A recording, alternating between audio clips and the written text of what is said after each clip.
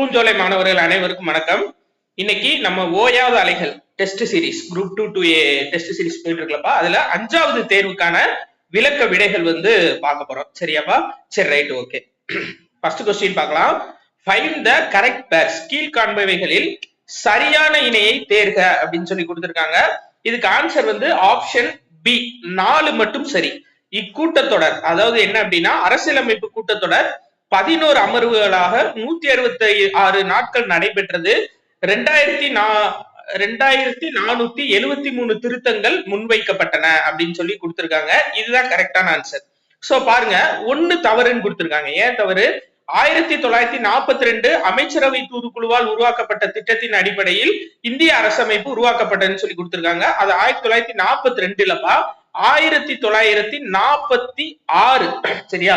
1946 தான் அமைச்சரவை தூதுக்குழு. ஏன்னா 1942 அப்படின்றது கிரீப்ஸ் தூதுக்குழு. சரியாப்பா? கிரீப்ஸ் தூதுக்குழு 1946ன்றதுதான் அமைச்சரவை தூதுக்குழு. சரியா? இதுல யார் யார் வந்திருப்பாங்க அப்படின்னா பெத்திக் லாரன்ஸ் வந்திருப்பாரு. இந்த அமைச்சரவை தூதுக்குழு குழுல பெத்திக் லாரன்ஸ், அதுக்கடுத்து sir Stanford creeps, sir Stanford creeps வந்திருப்பாரு. அதுக்கடுத்து ஏவி அலெக்சாண்டர் வந்திருப்பாரு. சரியாப்பா? AV Alexander. இவங்கதான் யாரு அப்படின்னா அமைச்சரவை தூதுக்குழுவோட உறுப்பினர்கள். இந்த 3 பேர் தலைமையில தான் வந்திருப்பாங்க. அடுத்து பாருங்க, இச்சபையில் மொத்தம் 292 உறுப்பினர்கள் இருந்தனர் சொல்லி கொடுத்திருக்காங்க. அது 389 உறுப்பினர்கள் மொத்த உறுப்பினர்கள். அதுல 292 பேர் யாரு அப்படின்னா மாகாண பிரதிநிதிகள். சரியா? 292 மாகாண பிரதிநிதிகள். அதுக்கப்புறம் 93 பேரு, இந்த 389ல 93 பேரு சுதேச அரசுகள். 93 பேரு சுதேச அரசுகள். அது போக 3 பேர் வந்து மாகாண ஆணையர்கள் இருப்பாங்க. 3 பேரு மாகாண ஆணையர்கள், கமிஷனர்ஸ் இருப்பாங்க. ஒருத்தர் வந்து பலுசிஸ்தான்ல இருந்து ஒருத்தர் இருப்பார். சரியா? இதுதான். அப்போ மொத்தம் 389 பேரு. 292 பேர் அப்படின்னு கொடுத்தது மாகாண பிரதிநிதிகள் மட்டும்தான். அப்ப 292 மாகாண பிரதிநிதிகள், அதுக்கு அடுத்து 93 சுதேச அரசுகள். அப்படி இந்த ஒரு நம்பரை வச்சுக்கோங்க. 3 மாகாண பிரதிநிதிகள், கடைசியா 1 பலுசிஸ்தான். அடுத்து பாருங்க, 3வது டாக்டர் சச்சிதானந்த சின்ஹா மற்றும் வி டி கிருஷ்ணமாச்சாரி துணைத் தலைவர்களாக தேர்ந்தெடுக்கப்பட்டனர் சொல்லியிருக்காங்க. ஆக்சுவலா துணைத் தலைவர்கள் யார் யார் அப்படின்னா H C Mukherjee, V T Krishnamachari, இவங்க 2 பேரும் துணைத் தலைவர்கள். டாக்டர் சச்சிதானந்த சின்ஹா வந்து தற்காலிக தலைவரா தேர்ந்தெடுக்கப்பட்டிருப்பாரு. அதுக்கடுத்து ராஜேந்திர பிரசாத் இருக்காரு பாத்தீங்களா, அவர் தான் வந்து நிரந்தர தலைவரா இந்த அரசியலமைப்பு கூட்டத்துக்கு. சரியா? அரசியலமைப்பு கூட்டத்துக்கு அவர் தான் நிரந்தர தலைவரா உருவாக்கப்படுவாரு. சரியாப்பா? சோ அப்ப இதுக்கு ஆன்சர் என்ன அப்படின்னா ஆப்ஷன் பி, 4 மட்டும் சரி. அடுத்து பாருங்க, 2வது क्वेश्चन பா. Find the incorrect pairs. சரியற்ற இணையை தேர்க அப்படின்னு சொல்லி கொடுத்திருக்காங்க. இதுக்கு ஆன்சர் என்ன அப்படின்னு சொல்லி பாத்தீங்கன்னா ஆப்ஷன் டி பா. 2 இணைகள் வந்து சரியற்ற இணையா இருக்கு. இருக்கு பாத்தீங்களா? ஆப்ஷன் டி, 2 இணைகள் சரியற்ற இணைகள். ஃபர்ஸ்ட் பாருங்க, 1 என்னப்பா சொல்லியிருக்காங்க? இந்திய அரசியலமைப்பு சட்டம் 1950 ஜனவரி 26 ஏற்றுக்கொள்ளப்பட்டது அப்படின்னு சொல்லி கொடுத்திருக்காங்க. ஆக்சுவலா என்ன அப்படின்னு சொல்லி பாத்தீங்கன்னா ஏற்றுக்கொள்ளப்பட்டது இல்லப்பா, இது வந்து நடைமுறைக்கு வந்தது. சரியா? நடைமுறைக்கு வந்தது. அப்ப 1 தவறு. சரியா? ஏற்றுக்கொள்ளப்பட்டது எப்பன்னா 1949 நவம்பர் 26 தான் ஏற்றுக்கொள்ளப்பட்டது. 1950 ஜனவரி 26 நடைமுறைக்கு வந்தது. சரியா? அடுத்து 2வது பாருங்க, இந்திய மக்களாகிய நாம் என்ற சொற்களுடன் முகவுரை துவங்குகிறது. இது இந்திய அரசியலமைப்பின் திறவுகோல் என அழைக்கப்படுகிறது. கரெக்ட் தான் 2வது. 3வது பாருங்க, 42வது சட்ட திருத்தத்தின்படி சுதந்திரம், சமத்துவம், சகோதரத்துவம் ஆகிய சொற்கள் முகவுரையில் சேர்க்கப்பட்டன சொல்லி கொடுத்திருக்காங்க. இந்த 3 சொற்களும் ஆக்சுவலா பிரெஞ்சு புரட்சி 1, 7, 8, 9 வரும். பிரெஞ்சு புரட்சி மூலியமா சேர்க்கப்பட்ட சொற்கள் தான் இது. சரியா? 42வது சட்ட திருத்தம் மூலியமா சேர்க்கப்பட்ட சொற்கள் எது எது அப்படின்னா சமதர்மம், சமய சார்பின்மை,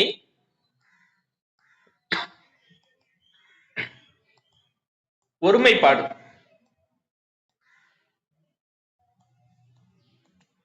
ஒருமைப்பாடு. சரியாப்பா? இதுதான் முகவுரையில சேர்க்கப்பட்ட சொற்கள். சமதர்மம், சமய சார்பின்மை, ஒருமைப்பாடு. அப்ப 3 வந்து தவறு. அப்ப 2 இணை தவறு. இன்னும் 1 மட்டும் பாக்கி இருக்கு. என்ன அப்படின்னு சொல்லி பாத்தீங்கன்னா 4வது ஜவஹர்லால் நேருவின் குறிக்கோள் தீர்மானத்தின் அடிப்படையில் முகவுரை உருவாக்கப்பட்டது. கரெக்ட் தான். அப்ப 2 இணைகள் தவறு. எது எது அப்படின்னு சொல்லி பாத்தீங்கன்னா 1 3 தவறு, 2 4 சரி. சரி, ரைட், ஓகே. அடுத்து இந்தியாவில் காமன்வெல்த் குடியுரிமை நீக்கப்பட்ட ஆண்டு எது அப்படின்னு சொல்லி கேட்டிருக்காங்க. ஆப்ஷன் சி 2003 தான் காமன்வெல்த் குடியுரிமை நீக்கப்பட்டுச்சு. சரி, இப்ப பாருங்க. அப்ப 2000 இதுல பார்த்தோம், போன எக்ஸாம்ல பார்த்திருப்போம். சிறார் நீதி சட்டம் அது 2000, சிறார் நீதி சட்டம் 2000, விரைவு நீதிமன்றங்கள் அது 2000 தான். விரைவு நீதிமன்றங்கள் அது 2000 தான். அப்ப 1955 என்னப்பா வரும்? குடியுரிமை சட்டம். குடியுரிமை சட்டம்.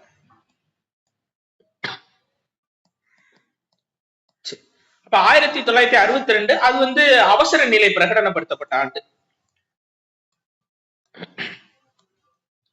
அவசர நிலை 62, 71, 75 3 ஆண்டுகள் வந்து பிரகடனப்படுத்தப்பட்டிருக்கும். 1962 இந்தியா பாகிஸ்தான் போர் காரணமா இந்த அவசர நிலை பிரகடனப்படுத்தப்பட்டிருக்கும். சரி, ரைட், ஓகே. அடுத்து 4வது கொஸ்டின் பாருங்க.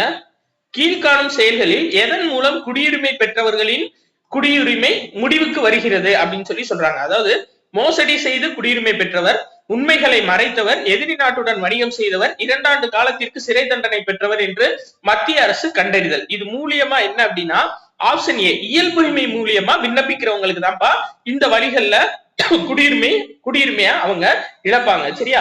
இயல்புரிமை மூலியமா இப்ப விண்ணப்பிக்கிறவங்க யாரு அப்படின்னா வெளிநாட்டவர் இந்திய அரசுக்கு விண்ணப்பிப்பது. அதான் இயல்புரிமை. சரியா? வெளிநாட்டவர் இந்திய அரசுக்கு விண்ணப்பிக்கிறதா இயல்புரிமை மூலம் குடியுரிமை. சரியா? Right, okay. அப்போ இன்னும் வேற எது எதுனாலப்பா இழக்கலாம்? 3 வகையில இழக்கலாம். ஒண்ணு வந்து இந்த இயல்புரிமை குடியுரிமை இந்த வகையில இழக்கலாம்.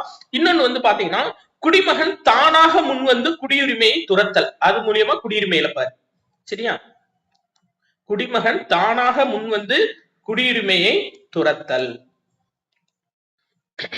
அடுத்து வேறு நாட்டு குடியுரிமையை இயல்பா பெறும்போது, வேறு நாட்டு குடியுரிமைய இயல்பாக பெறும்போது தன்னோட நாட்டோட குடியுரிமை வந்து ஆட்டோமேட்டிக்கா இழந்துருவாங்க. அப்ப 3 வகையில குடியுரிமையை இழக்கக்கூடியது இதுதான். சரியா?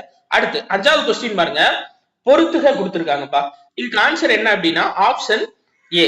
இதுக்கு நான் ஃபர்ஸ்ட் ஷார்ட்கட் சொல்லிடுறேன் உங்களுக்கு. இப்ப 25, 26, 27, 28 இருக்கா? இதுக்கு ஷார்ட்கட் என்னன்னா இப்ப 25ல இருந்து 28 வரையும் நம்மளுக்கு சமய உரிமை தான். சரியா? இதுக்கு ஷார்ட்கட் ஏ நீ வரி செலுத்தாம நிகழ்வுல கலந்துக்கிறாத. சரியா? நிகழ்வுல கலந்துக்கிறாத. இதுதான் இதுக்கு ஷார்ட்கட். ஏ நீ வரி செலுத்தாம நிகழ்வுல கலந்துக்கிறாத. அப்போ பிரிவு 25 பாருங்க. ஏ அப்படின்னா என்னப்பா? எந்த ஒரு சமயத்தையும் ஏற்க பின்பற்ற உரிமை 3. அடுத்து 26 ஏ நீ வருதா? அப்ப 26 என்னது? நிர்வாகம் செய்வது, சமய விவகாரத்தை நிர்வகிக்கும் உரிமை 2.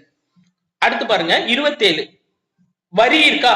ஏ நீ வரி செலுத்தாம. அப்போ ஆர்டிகல் 27 என்ன சொல்லுது அப்படின்னா மதம் சார்ந்து வரி செலுத்துவதற்கு எதிரான சுதந்திரம் 1. அடுத்து ஏ நீ வரி செலுத்தாம எந்த நிகழ்வுலையும் கலந்துக்கிறாதன் ஷார்ட்கட்டா. அப்ப 28 என்ன சொல்றது? கல்வி நிறுவனங்களில் வழிபாடு மற்றும் அறிவுரை நிகழ்வுகளில் கலந்து கொள்ளாமல் இருப்பதற்கான உரிமை. அப்போ ஆப்ஷன் ஏ தான் இதுக்கு கரெக்டான ஆன்சர். இந்த ஷார்ட்கட்டை ஞாபகம் வச்சுக்கோங்க. அடுத்து பாருங்க 6வது கொஸ்டின் கேட்டிருக்காங்கப்பா.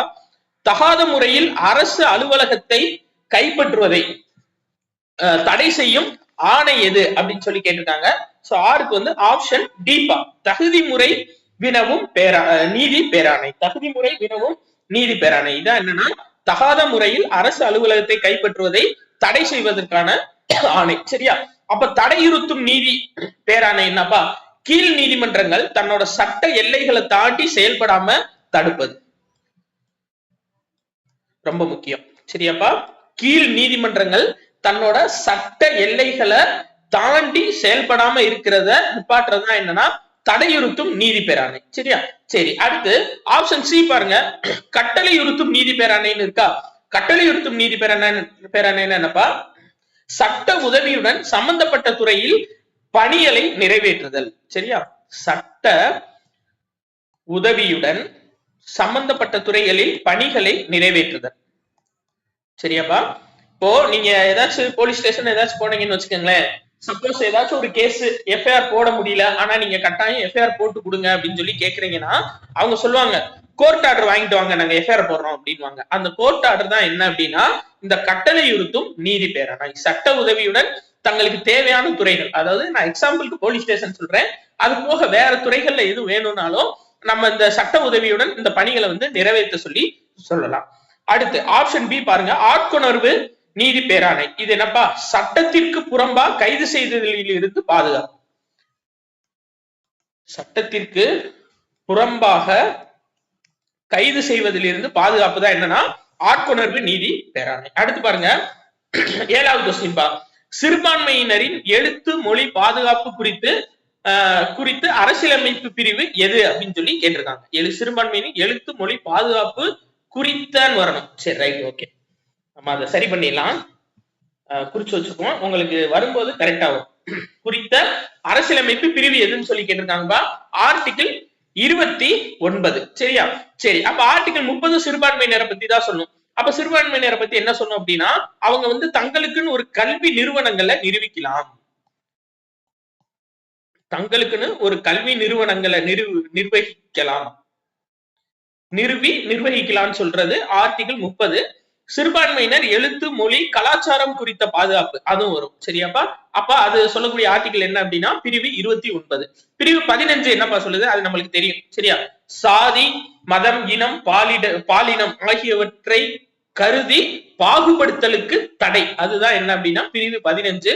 பிரிவு 24 என்ன அப்படின்னா குழந்தை தொழிலாளர் ஒழிப்பு. அதுதான் பிரிவு 24. அடுத்து பாருங்க 8வது கொஸ்டின் பா. அரசு நெறியுறுத்தும் கோட்பாடுகள் சார்ந்த சரியற்ற இணையை தேர்க அப்படின்னு சொல்லி கொடுத்திருக்காங்க. இதுக்கு ஆன்சர் என்ன அப்படின்னா ஆப்ஷன் ஏ தான்ப்பா சரியற்ற இணை. ஏன்னா இது சட்ட ஒப்புதல் பெற்றவைன்னு சொல்லி கொடுத்திருக்காங்க. ஆக்சுவலா தார்மீக அரசியல் ஒப்புதல் பெற்றவை. சரியா? தார்மீக அரசியல் ஒப்புதல் பெற்றவை. சரியாப்பா? அப்ப பாருங்க, அரசு நெறியுறுத்தும் கோட்பாடுகள் சார்ந்த சரியற்ற இணை எது அப்படின்னா சட்ட ஒப்புதல் பெற்றவை அப்படின்றது சரியற்றது, அதாவது தவறானது. இது அடிப்படை உரிமைக்கு வரும். இது தார்மீக அரசியல் ஒப்புதல் பெற்றவை. வேற அரசு நெறியுறுத்தும் கோட்பாடுகள் மனித உரிமைகளை பாதுகாக்க வழிவகுக்கிறது. கரெக்ட். அரசுக்கான வெறும் அறிவுறுத்தல்கள் தான். இது மூலியமா நம்ம கட்டாயம் அரசு செய்யணும் அப்படின்னு சொல்லக்கூடாது. அரசுக்கான ஒரு நெறிவுறுத்தல் வேணா கொடுக்கலாம். அடுத்து எந்த நீதிமன்றத்தாலும் கட்டுப்படுத்த முடியாது அப்படின்றது கரெக்டுப்பா. இதுல போடக்கூடிய சட்டங்கள் எந்த நீதிமன்றத்தாலும் கட்டுப்படுத்த முடியாது. நீதிமன்றம் ஒரு எக்ஸாம்பிளா நீங்க இப்படி நடந்துக்கலாம் அப்படின்னு அரசுக்கு ஒரு அறிவுரை மட்டும்தான் வழங்க முடியுமே ஒழிய அவங்க கட்டாயம் செய்யுங்க அப்படின்னு உத்தரவு போட முடியாது. எதுல அப்படின்னா அரசு நெறியுறுத்தும் கோட்பாடுகள். அடுத்து 9வது கொஸ்டின் பாருங்க. சரி, அடிப்படை கடமைகள் சார்ந்து சரியற்ற இணை எது அப்படின்னு சொல்லி கொடுத்திருக்காங்க. ஆப்ஷன் டி தான்ப்பா சரியற்றது, தவறானது. ஏன் அப்படின்னா 51AD 51AD அப்படின்றது என்னன்னா நான் ஏற்கனவே ஷார்ட்கட் இதுல போட்டிருக்கேன்ப்பா, ஷார்ட்ஸ்ல போட்டிருக்கேன், நீங்க பாத்துக்கங்க. டி அப்படின்னா டிஃபென்ஸ் ஞாபகம் சொன்னேன். சரியா? இப்ப ஏடி அப்படின்றது தேவைப்பட்டால் நாட்டு பாதுகாப்புக்காக நம்ம செல்றது. சரியா? தேவைப்பட்டால் நம்ம நாட்டோட பாதுகாப்புக்கு ஒரு குடிமகன் செல்லணும் அப்படின்றது டி, அதான் டிஃபென்ஸ் சொன்னேன். சரி, அப்ப இந்த காடுகள், ஏரிகள், வனவிலங்குகள் உள்ளிட்ட இயற்கை சூழல்களை மேம்படுத்த வலியுறுத்துவது இது என்னப்பா? இது 51AG ஜாகிரபி ஞாபகம் சொன்னேன். ஜாகிரபினா காடுகள், ஏரிகள், ஆறுகள் இது எல்லாமே. சரி, அப்ப ஆப்ஷன் ஏ பாருங்க. அடிப்படை கடமைகள் குறித்து ஆராய அமைக்கப்பட்டது சர்தார் ஸ்வரன் சிங் கமிட்டி 1976. கரெக்ட். அரசியலமைப்பு பகுதி 4A என்ற புதிய அமைப்பு சேர்க்கப்பட்டது கரெக்ட். இதில் 51AE பெண்களை தரக்குறைவாக நடத்தும் பழக்கத்தை விடுத்து கண்ணியத்தை காக்க வேண்டும்ன்றது கரெக்ட். இதுக்கும் ஷார்ட்கட் சொன்னேன். அப்படின்னா என்னன்னா, பிள்ளைகளை பார்த்தோன்னே ஈன்னு பல்ல காட்டக்கூடாது, அவங்க நீங்க வந்து கண்ணியமா அவங்கள நடத்தணும், கண்ணியத்தை நீங்க காக்கணும்னு சொல்லக்கூடியது என்னன்னா AE. சரியாப்பா? ரைட். அடுத்து 10வது கொஸ்டின் பார்க்கலாம். மத்திய மாநில அரசுகளின் உறவினை குறித்து விசாரிக்க அமைக்கப்பட்ட குழு சர்க்காரியா. சரியா? சர்க்காரியா குழு அமைக்கப்பட்டது ராஜீவ் காந்தியால் அமைக்கப்பட்டதுன்னு சொல்லி கொடுத்திருக்காங்க. ராஜீவ் காந்தி இல்லப்பா, இந்திரா காந்தி அமைச்சாங்க. சரியா? இந்திரா காந்தி அமைச்சிருப்பாங்க 1983ல. சரியாப்பா? இக்குழு 247 பரிந்துரைகளில் 180 ஏற்றுக்கொள்ளப்பட்டது. சரியா? இந்த குழுவோட 247 பரிந்துரைகள்ல 180 பரிந்துரைகள் ஏற்றுக்கொள்ளப்பட்டுச்சுப்பா. அப்ப இதுக்கு ஆன்சர் என்னன்னா ஆப்ஷன் சின்னு நினைக்கிறேன். இருங்க, கூற்று 1 தவறு 2 சரி. அப்ப ஆப்ஷன் சி தான்ப்பா. ரைட். கூற்று 1 தவறு 2 சரி. சரி, ரைட், ஓகே. இது நீங்க பாருங்களேன், இப்ப 247 பரிந்துரைகள் வருதா? நம்ம ஃபர்ஸ்ட் கொஸ்டின் பார்த்தோம்ல, அதாவது சட்ட திருத்தம் வந்து எத்தனை திருத்தங்கள் ஏற்றுக்கொள்ளப்பட்டன, இதோட ஒரு 3 சேர்த்தீங்கன்னா அது அரசியலமைப்பு சட்ட திருத்தங்கள். 247 அப்படின்றது இவங்க பரிந்துரைகள், 180 ஏற்றுக்கொள்ளப்பட்டுச்சு, இதோட ஒரு 3 சேர்த்தீங்க அப்படின்னா அந்த அரசியலமைப்பு திருத்தங்கள். சரியாப்பா? அடுத்து பாருங்க, கீழ்காணும் எந்த ஆண்டுகளில் வெளிப்புற அவசர நிலை அமல்படுத்தவில்லை அப்படின்னு சொல்லி கேட்டிருக்காங்க. ஆப்ஷன் சிப்பா, 1975 வந்து உள்புற அவசர நிலைன்னு சொல்லுவாங்க. உள்புற அவசர நிலை, இது கொஞ்சம் நீங்க தெளிவா படிச்சிருக்கணும் புக்ல. இது ரெண்டும் வெளிப்புற அவசர நிலை. அதாவது 62 வந்து இந்தியா சைனா வார் வந்ததுனால போட்டிருப்பாங்க, 71 இந்தியா பாகிஸ்தான் வார் வந்ததுனால போட்டிருப்பாங்க. அப்ப வெளிநாடு படையெடுப்பு மூலியமா போடப்படக்கூடிய அவசர நிலை, தேசிய அவசர நிலை எது அப்படின்னா வெளிப்புற அவசர நிலை அப்படின்னு சொல்லி சொல்லுவாங்க. உள்நாட்டு கலவரங்கள் இதெல்லாம் சார்ந்து போடப்படக்கூடிய தேசிய அவசர நிலை உட்புற அவசர நிலைன்னு சொல்லுவாங்க. இந்த 1975ல அவங்க இந்திரா காந்தி அம்மா இருக்காங்கல்ல, அவங்க வந்து இது போட்டுருவாங்க, அவங்க வந்து இந்த அவசர நிலையை வந்து போட்டுருவாங்க. சரியாப்பா? இப்ப ஆக்சுவலா இதுக்கான காரணம் என்ன அப்படின்னா, இந்த நியூஸ் பேப்பர்ல பெருசா போட்டிருந்தாங்க, இவங்க வந்து எலெக்ஷன்ல நின்று ஜெயிச்சிருப்பாங்க, அந்த எலெக்ஷன்ல நின்று ஜெயிச்சது வந்து நிறைய அமௌண்ட் யூஸ் பண்ணிட்டாங்க, அவங்க ரூல்ஸை ஃபாலோ பண்ணலன்னு சொல்லி கேஸ் போட்டிருப்பாங்க. அது வந்து உண்மைதான் அப்படின்னு சொல்லி தீர்ப்பு கொடுத்துருவாங்க. அதனால என்ன சொல்லியிருப்பாங்க அப்படின்னா, இவங்க பிரதமரா இருந்துக்கலாம், ஆனா கவர்மெண்ட் சார்ந்த சொத்துக்கள் வந்து இவங்க எதுவும் பயன்படுத்தக்கூடாது, கவர்மெண்ட் கொடுக்கக்கூடிய எந்த ஒரு நிர்வாகம் சார்ந்த விஷயமும் இவங்க இது பண்ணக்கூடாது, ஆனா பிரதமரா வேணா எடுத்துக்கலாம் அப்படின்ற மாதிரி சொல்லியிருப்பாங்க 1975ல. சோ அந்த டைத்துல தான் பக்ருதீன் அலி அகமதுன்னு இருப்பாரு. யாரு அப்படின்னா குடியரசுத் தலைவர் பக்ருதீன் அலி அகமது. சோ இவர்கிட்ட கையெழுத்து வாங்கி திடீர்னு நைட்டா ஆல் இந்தியா ரேடியோல அறிவிப்பாங்க. அதாவது இந்தியால இன்னைக்கு இருந்து, அதாவது 1975 இந்த டயத்துல இருந்து வந்து பாத்தீங்க அப்படின்னா அவசர நிலை பிறப்பிக்கப்படுது, யாரு தேவையில்லாம கூடக்கூடாது, செய்யக்கூடாது, வைக்கக்கூடாதுன்னு சொல்லியிருப்பாங்க. இதைத்தான் வந்து பாத்தீங்கன்னா இன்னும் எதிர்கட்சிகள் கையில எடுத்துட்டு இருக்காங்க. சரியா? நம்மளுக்கு தேவை என்ன அப்படின்னா இது ரெண்டும், 62 71 வெளிப்புற அவசர நிலை, 75 வந்து உட்புற அவசர நிலை. அடுத்தது பாருங்க 12வது கொஸ்டின். சரிப்பா, என்ன கொடுத்திருக்காங்க? சட்டப்பிரிவு 356 சார்ந்து சரியற்ற இணையை தேர்க அப்படின்னு சொல்லி கொடுத்திருக்காங்க. சரியற்ற இணை எது அப்படின்னா ஆப்ஷன் பி, அதிகபட்சம் இதன் காலம் 2 ஆண்டுகள் மட்டுமே தொடர முடியும் சொல்லி கொடுத்திருக்காங்க. 2 ஆண்டுகள் இல்லப்பா, 3 ஆண்டுகள். சரியா? 3 ஆண்டுகள். உங்களுக்கு ஒரு டவுட் இருக்கும், இப்போ 356னா மாநில அவசர நிலை, அது 6 மாசத்துக்கு தான் போட முடியும். சரி, ரைட், ஓகே. அதாவது ஃபர்ஸ்ட் டைம் ஒரு 6 மாசத்துக்கு போடலாம். சரியா? சரி, இப்போ அப்படியும் வந்து அந்த மாநிலத்துல அந்த பரபரப்பு குறையல அப்படின்னா 2 அவைகள், மக்களவையும் சரி மாநிலங்களவையும் சரி, மாநிலங்களவை 2 பேரும் ஒப்புதல் கொடுத்தா அடுத்த 6 மாதத்துக்கு நீடிக்கலாம். சரி, இப்போ 1 வருஷம் முடிஞ்சிருச்சா, 1 வருஷம் கழிச்சு இப்ப மறுபடியும் பாக்குறாங்க எலெக்ஷன் நடத்த முடியுமான்னு பாக்குறாங்க. அப்போ இன்னும் வந்து எலெக்ஷன் நடத்த முடியாத சூழல் இருக்கு, அதான் ஆப்ஷன் டில கொடுத்திருப்பாங்க. இக்கால இல்ல ஆப்ஷன் சில பாருங்க, அப்படியும் சட்டமன்ற தேர்தலை நடத்த உகந்த சூழல் இல்லை அப்படின்னு தேர்தல் ஆணையம் சான்றளிச்சிட்டாங்கன்னா இன்னும் 1 வருஷம் கூட்டலாம், அப்ப 2 வருஷம். அதுக்கப்புறம் மறுபடியும் இதே மாதிரி சான்றளிச்சாங்க அப்படின்னா இன்னும் 1 வருஷம், 3 வருஷம் இருக்கலாம். அதிகபட்சம் 3 வருஷம் தான் இருக்க முடியும். ஒரு மாநில அவசர நிலை அப்படின்றது அதிகபட்சம் நம்ம நாட்டுல 3 வருஷம் தான் இருக்க முடியும். 3 வருஷத்துக்குள்ள என்ன நடந்தாலும் கட்டாயம் தேர்தல் நடத்தி மக்களால் ஏற்படுத்தப்பட்ட ஆட்சி இருக்கணும். அப்படிதான் நம்மளோட அரசமைப்பு வந்து எழுதப்பட்டிருக்கு. சரியாப்பா? அதான் அங்க கொடுத்திருக்காங்க. சோ ஆப்ஷன் பி தான் தவறானது. ஆப்ஷன் ஏ பாருங்க, மாநில அரசால் கட்டுப்படுத்த முடியாத சூழல் ஏற்படும் போது ஆளுநரின் அறிக்கையின் பேரில் குடியரசுத் தலைவர் அமல்படுத்துவது. கரெக்ட். அடுத்த ஆப்ஷன் சி, இப்பதான் சொன்னோம்ல, உகந்த சூழல் இல்லை அப்படின்னு தேர்தல் ஆணையம் சான்றளிக்கும் போது 1 வருஷத்தை தாண்டியும் இது தொடரலாம். அடுத்து, இக்கால சூழலில் மாநில அரசுகள் தன்னாட்சியை இழந்து விடுகின்றன. அதுவும் கரெக்ட் தான்.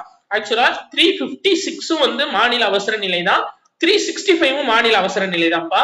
இதுவும் சேர்த்தாப்புல ஞாபகம் வச்சுக்கோங்க. அப்படியே இந்த 56 திருப்பி போட்டோம் அப்படின்னா 65. இந்த 65 என்ன சொல்லுது அப்படின்னா, ஒன்றிய அரசு ஒரு விஷயத்த சொல்லி அதை மாநில அரசு கேட்கல அப்படின்னா அது போடப்படக்கூடிய இது என்ன அப்படின்னா 365. 356 அப்படின்றது அரசியலமைப்பு படி அந்த மாநிலம் வந்து தொடர முடியாத சூழ்நிலை ஏற்படும் போது போடுறது 356. அடுத்து 13வது கொஸ்டின் பாருங்க, மேட்ச் ஆஃப் ஃபாலோயிங் பொறுத்து கொடுத்திருக்காங்க. இதுக்கு ஆன்சர் ஆப்ஷன் சி பா. ராஜமன்னார் குழு 1969 மத்திய மாநில அரசோட நிர்வாகத்தை ஆராய்வதற்காக. புன்சி குழு 2007, வெங்கடசாலையா 2000, சர்க்காரியா குழு 1983. சரியாப்பா? இதுல இந்த புன்சி குழு ரொம்ப முக்கியம்பா. இவங்க ஒரு முக்கியமான ஒரு இன்ஃபர்மேஷன் சொல்லியிருப்பாங்க. என்னன்னா, இப்ப ஆர்டிகல் 356 போடுறல, ஒரு மாநிலத்துல எந்த பகுதி பாதிக்கப்பட்டுள்ளதோ அதுக்கு மட்டும் 356 போடலாம்னு சொல்லியிருப்பாரு. பாதிக்கப்பட்ட பகுதிக்கு மட்டும். இப்போ நம்ம தமிழ்நாடு எடுத்துக்கிறோம்ப்பா. சரியா? மொத்தம் வந்து 38 டிஸ்ட்ரிக்ட் இருக்கு. அதுல வந்து ஒரு 10 டிஸ்ட்ரிக்ட்ல வந்து பிரச்சனை, ஏதோ ஒரு பெரிய கலவரம், ஜாதி கலவரம் மாதிரி போயிட்டு இருக்கு, அதை யாராலையும் கட்டுப்படுத்த முடியல அப்படின்னா தமிழ்நாடுக்கே ஃபுல்லா 356 போடக்கூடாது. அந்த பாதிக்கப்பட்ட டிஸ்ட்ரிக்ட் ஒரு 10 டிஸ்ட்ரிக்ட்னா அந்த 10 டிஸ்ட்ரிக்ட்டுக்கு மட்டும் நீங்க அவசர நிலை போட்டா போதும் அப்படின்னு சொன்னது யாரு அப்படின்னா புன்சி குழு. அதுதான் ஷார்ட்கட் சொன்னேன். எங்க புண்ணு இருக்கோ அங்க மட்டும் மருந்து போட்டா போதும்னு சொன்னது புன்சி குழுன்னு சொன்னேன். சோ அதை ஞாபகம் வச்சுக்கோங்க. சரியாப்பா? சரி. வெங்கடசாலையா குழு வந்து தேசிய மதிப்பாய்வு குழுன்னு சொல்லியிருப்பாங்க. அதுவும் நீங்க ஞாபகம் வச்சுக்கலாம். அடுத்து, தொடக்கத்தில் அரசமைப்பின் 8வது அட்டவணையில் எத்தனை மொழிகள் இருந்தன? அரசமைப்பு தொடக்கத்துல எத்தனை மொழிகள் இருந்தன அப்படின்னு கேட்டிருக்காங்க. இதுக்கு ஆப்ஷன் பி 14 மொழிகள் பா. இப்ப கரண்டா இருக்கக்கூடிய மொழிகள் எத்தனைன்னா 22 மொழிகள். இது டைரக்ட் கொஸ்டின் தான். அடுத்தது பாருங்க, 42வது சட்ட திருத்தத்தின்படி மானிய பட்டியலில் இருந்து பொதுப்பட்டியலுக்கு மாற்றப்பட்ட துறைகளில் தவறானது எது அப்படின்னு கேட்டிருக்காங்கப்பா. ஆப்ஷன் ஏ தான் தவறு. என்ன கொடுத்திருக்காங்க அதுல? உயர் நீதிமன்றம் மற்றும் பிற நீதிமன்றங்களில் நீதி நிர்வாகம் சொல்லி கொடுத்திருக்காங்க. ஆக்சுவலா என்ன அப்படின்னா, உயர் நீதிமன்றம் மற்றும் உச்ச நீதிமன்றம் தவிர, உயர் நீதிமன்றம் மற்றும் உச்ச நீதிமன்றம் தவிர பிற நீதிமன்றங்களோட அதிகாரம் தான் மாற்றப்பட்டிருக்கும். சரி, அடுத்து பாருங்க, எடைகள் மற்றும் அளவுகள், கல்வி, பறவைகள் மற்றும் வனவிலங்குகள் பாதுகாப்பு. இதெல்லாம் சரியான விடைதான். ஆப்ஷன் ஏ மட்டும்தான் தவறு. அடுத்து 16 பாருங்க, பகுதி 5 கூற்று 1 பகுதி 5 சட்டப்பிரிவு 52 முதல் 78 வரை ஒன்றிய அரசின் நிர்வாகம் பற்றி குறிப்பிடுகிறது. கரெக்ட் தான். ஒன்றிய அரசு 3 அங்கங்களை கொண்டது. கரெக்ட் தான்ப்பா. சரிங்களா? நிர்வாகம், நிதி, நீதி. சரி, அதை ஞாபகம் வச்சுக்கோங்க. சோ அதுக்கு ஆன்சர் வந்து கூற்று ஆப்ஷன் சி 1, 2 ரெண்டுமே சரிதான். சரியா? அடுத்தது 17 என்ன கொடுத்திருக்காங்க? அதாவது குடியரசுத் தலைவர் சார்ந்த சரியற்ற இணை எது அப்படின்னு கொடுத்திருக்காங்க. இதுக்கு வந்து சரியற்ற இணை வந்து ஆப்ஷன் சி பா. இவரை தேர்ந்தெடுக்கும் வாக்காளர் குழுவில் உள்ளவர்களில் 50 பேர் இவர் பெயரை வந்து முன்மொழியணும், 50 பேர் வழிமொழியணும் அப்படின்னு கொடுத்துருக்காங்கப்பா. இது 50 பேர் கிடையாதுப்பா, 10 பேர். சரியா? 10 பேர் முன்மொழியவும் 10 பேர் வந்து வழிமொழியவும் செய்யணும். சோ இதுக்கு டெபாசிட் தொகை எவ்வளவு கட்டணும் அப்படின்னா 15,000 ரூபாய் டெபாசிட் தொகை கட்டணும். சரியா? அப்ப இதுக்கு வந்து ஆப்ஷன் சி தான் தவறு. அதாவது குடியரசுத் தலைவரை தேர்ந்தெடுக்கும் வாக்காளர் குழுவில் உள்ளவர்கள் அவர் பெயரை, நிக்க போறவங்க பெயரை 10 பேர் வந்து முன்மொழியவும் 10 பேர் வந்து வழிமொழியவும் செய்யணும். அடுத்து பாருங்க, ஆப்ஷன் ஏ 35 வயது பூர்த்தி அடைந்தவராக இருக்க வேண்டும். கரெக்ட் தான். மக்களவை உறுப்பினர் ஆவதற்கான தகுதியை கொண்டிருத்தல் வேண்டும். கரெக்ட். ஆப்ஷன் டி பாருங்க, இவரின் பணி அலுவலகம் சிம்லால உள்ள ரீட்ரீட் கட்டடம் ஒண்ணு, இன்னொன்னு ஹைதராபாத்தில் உள்ள ராஷ்டிரபதி நிலையம். இது ரெண்டுக்குமே வருடத்துல ஒரு முறை வந்துட்டு போவார். சரியா? அடுத்து பாருங்க, 18வது கொஸ்டின், ஒன்றிய அரசின் ஒவ்வொரு நிர்வாக நடவடிக்கையும் குடியரசுத் தலைவரின் பெயரிலேயே நடக்க வேண்டும் அப்படின்னு சொல்லக்கூடிய ஆர்டிகல் எது அப்படின்னா ஆப்ஷன் டிபா 77. சரியா? 77 தான் என்ன சொல்றேன்னா ஒன்றிய அரசோட ஒவ்வொரு நிர்வாக நடவடிக்கையும் குடியரசுத் தலைவரோட பெயர்ல தான் நடக்கணும் அப்படின்னு சொல்லி சொல்லும். அப்ப 61 என்னப்பா? குடியரசுத் தலைவரோட பதவி நீக்கம். பதவி நீக்கம். சரி, குடியரசுத் தலைவர்லப்பா கரெக்ட் தான். குடியரசுத் தலைவரோட பதவி நீக்கம் 60, 61, 69, 70 கரெக்ட் தான். குடியரசுத் தலைவரோட பதவி நீக்கம்பா. 60 அப்படின்றது அவரோட பதவி பிரமாணம். பதவி பிரமாணம். சரி, ரைட். 72 என்னப்பா சொல்லுது? குடியரசுத் தலைவரோட மன்னிக்கும் அதிகாரம். குடியரசுத் தலைவரோட மன்னிக்கும் அதிகாரம். சரி, ரைட். அதாவது இந்த 7 பேர் விடுதலை 7 பேர் விடுதலைன்னு அடிக்கடி சொல்லுவோம். நியூஸ் கேள்விப்பட்டிருப்பீங்களப்பா. பேரறிவாளன், முருகன், சாந்தன், நளினி இவங்க எல்லாம் சொல்லுவாங்கல்ல. அப்போ குடியரசுத் தலைவர் என்ன சொல்றாரு அப்படின்னா 7 பேரையும் மொத்தமா விட மாட்டேன், 2 பேரா வேணா வெளியே விடுறேன் அப்படின்ற மாதிரி ஷார்ட்கட் ஞாபகம் வச்சுக்கோங்க. சரியா? அப்ப குடியரசுத் தலைவரோட மன்னிக்கும் அதிகாரம் என்ன அப்படின்னா ஆர்டிகிள் 72. அடுத்து 53 கிளாஸ் 2 என்ன சொல்லுது அப்படின்னா இவர் வந்து மத்திய பாதுகாப்பு படையோட தலைமை தளபதி அப்படின்னு சொல்லக்கூடியது. சரியா? மத்திய பாதுகாப்பு படையோட தலைமை தளபதி குடியரசுத் தலைவர் சொல்லக்கூடியது ஆப்ஷன் சி. சரியா? அப்ப அரசின் ஒவ்வொரு நிர்வாக நடவடிக்கையும் குடியரசுத் தலைவரின் பெயரிலேயே இருக்க வேண்டும் சொல்றது ஆப்ஷன் டி ஆர்டிகல் 77. அடுத்தது பாருங்க.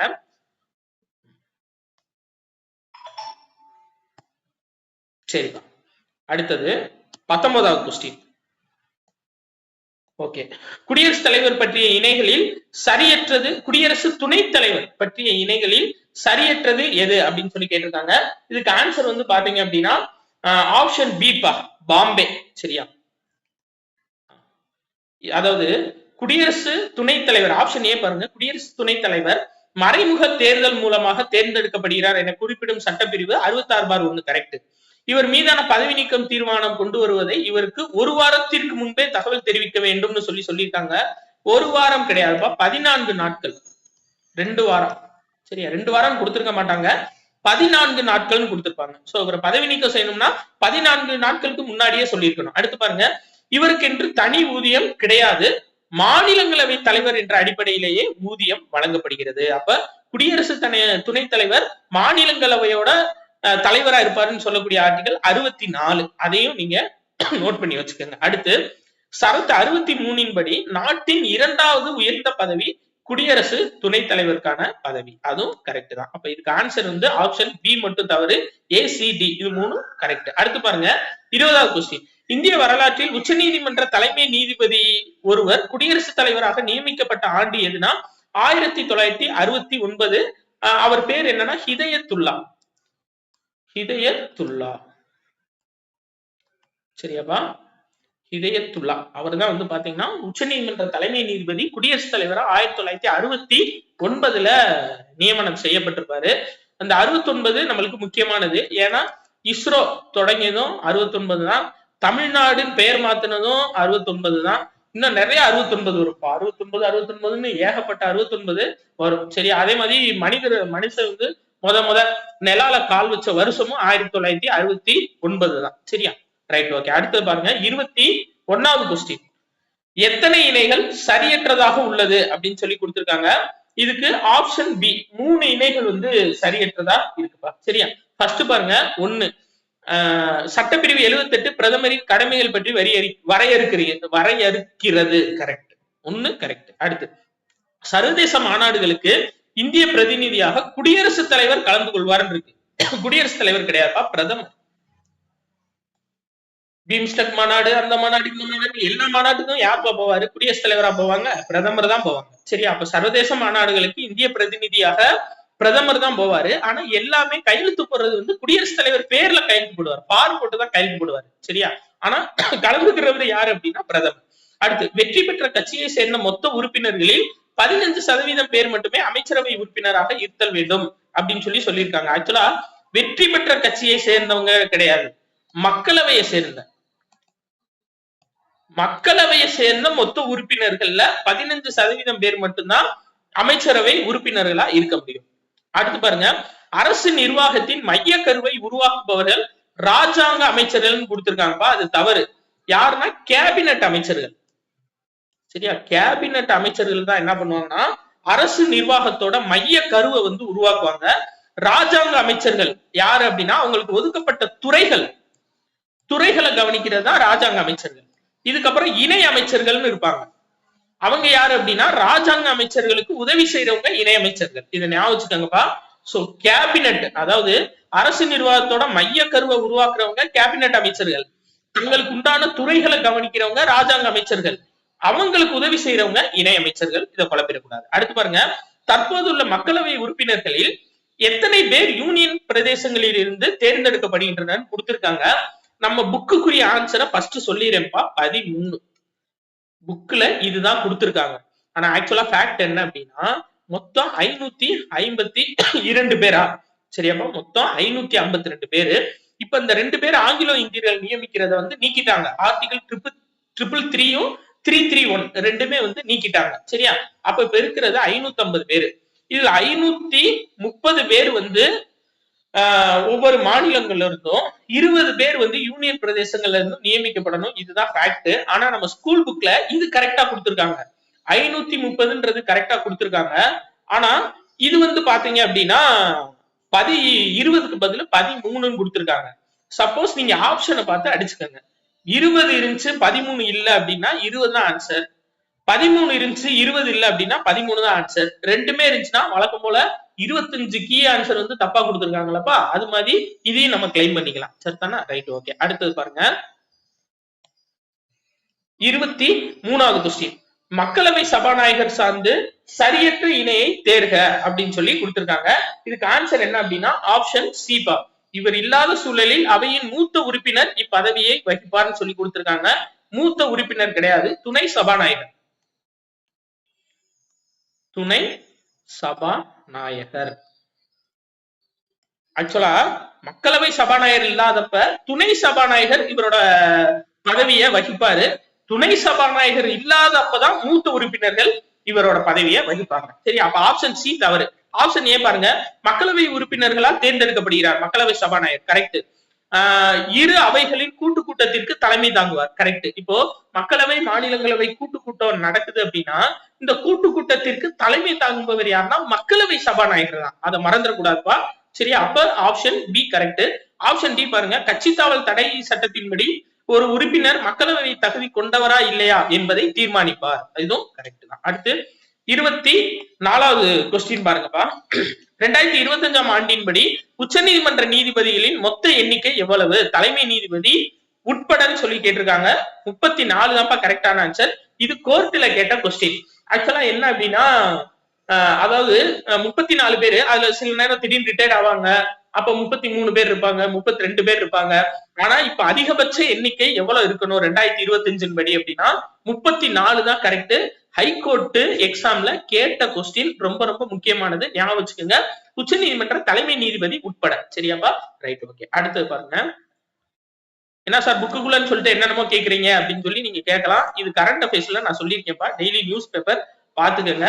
அதனால நீங்க சப்போஸ் இந்த கொஸ்டின் தப்பா அடிச்சிருந்தீங்கன்னா அது கம்பெனி பொறுப்பு இல்ல, கம்பெனில இருந்து நம்ம நடத்தியாச்சு. அடுத்து 25வது கொஸ்டின் பாருங்கப்பா. இந்திய அரசு தலைமை வழக்கறிஞர் சார்ந்து கூற்று கொடுத்திருக்காங்க. கூற்று 1, கூற்று 2. ஃபார்மேட் கொஞ்சம் மிஸ்டேக்கா இருக்கு.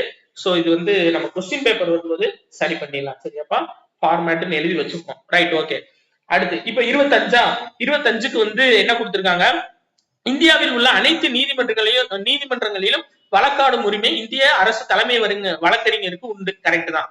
இரு அவைகளிலோ அல்லது எந்த ஒரு அவையின் கூட்டு கூட்டத்திலோ வாக்களிக்கும் உரிமையின்றி கலந்து கொள்ளலாம். அது கரெக்ட் தான். அப்ப ஆப்ஷன் ஏ கூற்று 1, 2 ரெண்டுமே சரிப்பா. சரி, அது டைரக்ட் கொஸ்டின் தான். அதனால அடுத்தது போயிடலாம். உச்ச நீதிமன்ற நீதிபதி ஆவதற்கான தகுதிகள் எது அப்படின்னு சொல்லி கேட்டிருக்காங்க. அதாவது இந்திய குடிமகனா இருத்தல் வேண்டும் உச்ச நீதிமன்ற நீதிபதியா இருக்கிறது. கரெக்ட். 5 ஆண்டுகள் உயர் நீதிமன்ற நீதிபதியாய் பணிபுரிந்திருக்க வேண்டும். ரைட். அதுவும் இல்ல அப்படின்னா 10 ஆண்டுகள் உயர் நீதிமன்றத்தில் வழக்குரைஞராக, அட்வொகேட், சரியாப்பா, வழக்கறிஞர் கிடையாது, வழக்குரைஞராக பணியாற்றி இருக்க வேண்டும். கரெக்ட். அடுத்து குடியரசுத் தலைவர் பார்வையில் திறமிக்க சட்ட வல்லுநராக திகழ வேண்டும். இது கரெக்ட் தான். அப்ப ஆப்ஷன் டி அனைத்தும் சரிப்பா. அடுத்து 27 பாருங்க. உயர் நீதிமன்ற நீதிபதிகளுக்கு பதவி பிரமாணம் செய்து வைப்பவர் யார் அப்படின்னா ஆப்ஷன் பி ஆளுநர். நல்லா கவனிங்க, இந்த கொஸ்டின் ரொம்ப ரொம்ப முக்கியமானது. அதாவது உயர் நீதிமன்ற நீதிபதிகளை தேர்ந்தெடுக்கிறவங்க யாரு அப்படின்னா அவங்களை கொலிஜியம்னு சொல்லுவாங்கப்பா. நான் ஏற்கனவே போன எக்ஸாம்லயே சொன்னேன். இது மூணும் நீங்க ஞாபகம் கொலிஜியம்னு சொல்லுவாங்க. இந்த கொலிஜியம் அப்படின்றது ஒரு தலைமை நீதிபதி, 4 மூத்த நீதிபதிகள் இருப்பாங்க. இதுதான் கொலிஜியம். இந்த கொலிஜியம் ஒரு நீதிபதியை பரிந்துரை பண்ணி நேர யாருக்கு தருவாங்க அப்படின்னா குடியரசுத் தலைவருக்கு தருவாங்க. சரி, குடியரசுத் தலைவர் என்ன பண்ணுவாங்கன்னா உயர் நீதிமன்ற நீதிபதியை நியமிப்பாங்க. நியமிப்பது சரியா? சரி, இப்ப நியமிச்சிட்டாங்க குடியரசுத் தலைவர். அப்போ அவங்க பதவி ஏற்க வர்றாங்க அப்படின்னா அவங்களுக்கு பதவி பிரமாணம் செஞ்சு வைக்கிறது யாருன்னா ஆளுநர். இந்த மூணும் நீங்க தெளிவா ஞாபகம். கொலிஜியம் அப்படின்றவங்க ஃபர்ஸ்ட் உயர் நீதிமன்ற நீதிபதி, இவங்கதான் உயர் நீதிபதி. இவர் தான் வந்து பாத்தீங்க அப்படின்னா சென்னை உயர் நீதிமன்ற நீதிபதியா இருக்கணும், தலைமை நீதிபதியா இருக்கணும் அப்படின்னு பரிந்துரை பண்றது யாரு அப்படின்னா கொலிஜியம். அத வந்து நேரா அந்த பேரை வந்து குடியரசுத் தலைவர்கிட்ட கொடுப்பாங்க. குடியரசுத் தலைவர் அவங்கள நியமிச்சிருவாங்க. அவங்க நம்ம மாநில இப்ப சென்னை நீதிமன்றத்துக்குள்ள வர்றாங்க, வந்தோடனே அப்படியே தீர்ப்பு சொல்ல ஆரம்பிச்சலாமா அப்படின்னா இல்ல, பதவி பிரமாணம் செய்யணும். அப்போ பதவி பிரமாணம் செஞ்சு வைக்கிறது யாருன்னா அந்தந்த மாநிலத்தோட ஆளுநர்.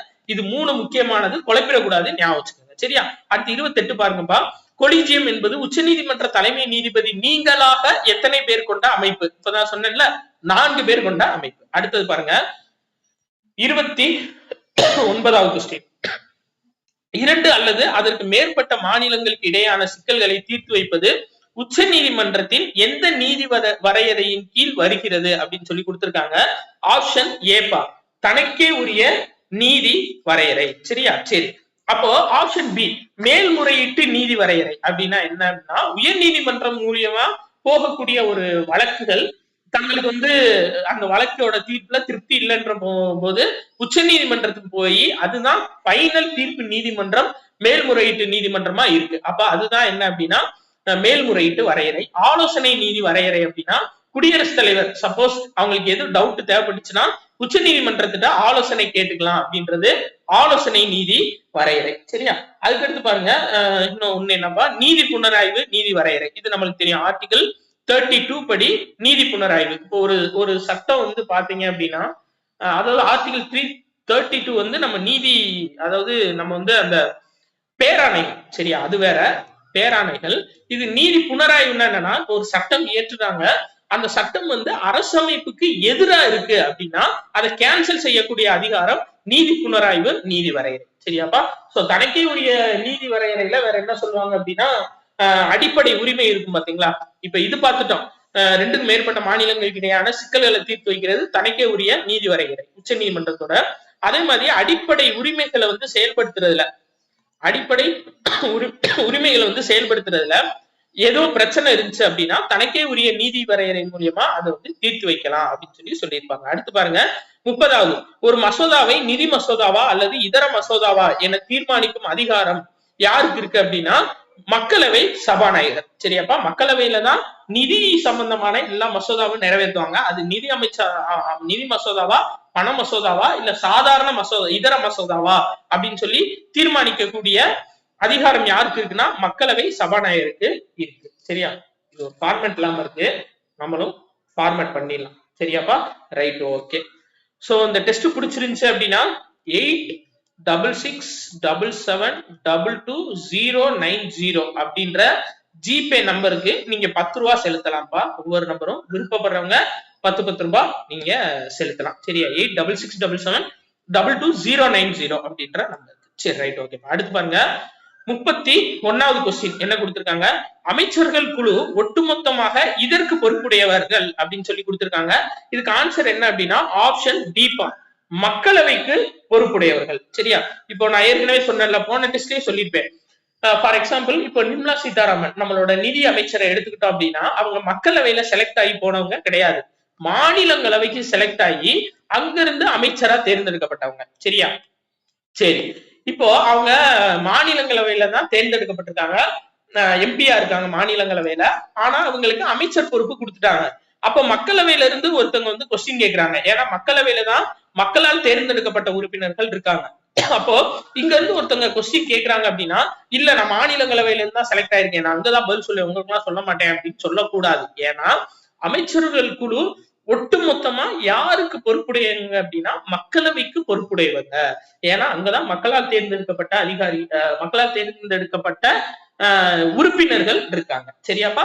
அடுத்து பாருங்க, ஒருவர் 2 அல்லது அதற்கு மேற்பட்ட மாநிலங்களுக்கு ஆளுநராக நியமிக்கப்படும் பொழுது ஊதியம் மற்றும் படிகளை சம்பந்தப்பட்ட மாநிலங்கள் பகிர்ந்து வழங்கலாம் அப்படின்னு கூறக்கூடிய சட்டப்பிரிவு எது அப்படின்னா 158(3)A ஆப்ஷன் ஏ தான் கரெக்ட். சோ 213 அப்படின்றது ஆளுநரோட அவசர நிலை. சரியா? அடுத்து 361 கிளாஸ் 1 என்னப்பா சொல்றது, அதாவது அவர் வந்து தன்னோட பதவி காலத்துல, சரியா, ஆளுநர் வந்து தன்னோட பதவி காலத்துல எந்த நீதிமன்றத்துக்கும் பதில் சொல்ல தேவையில்லை அப்படின்னு சொல்றது. சரியா? எந்த நீதிமன்றத்துக்கும் பதில் சொல்ல தேவையில்லை அப்படின்னு சொல்லி சொல்றது என்ன அப்படின்னா 361 கிளாஸ் 1.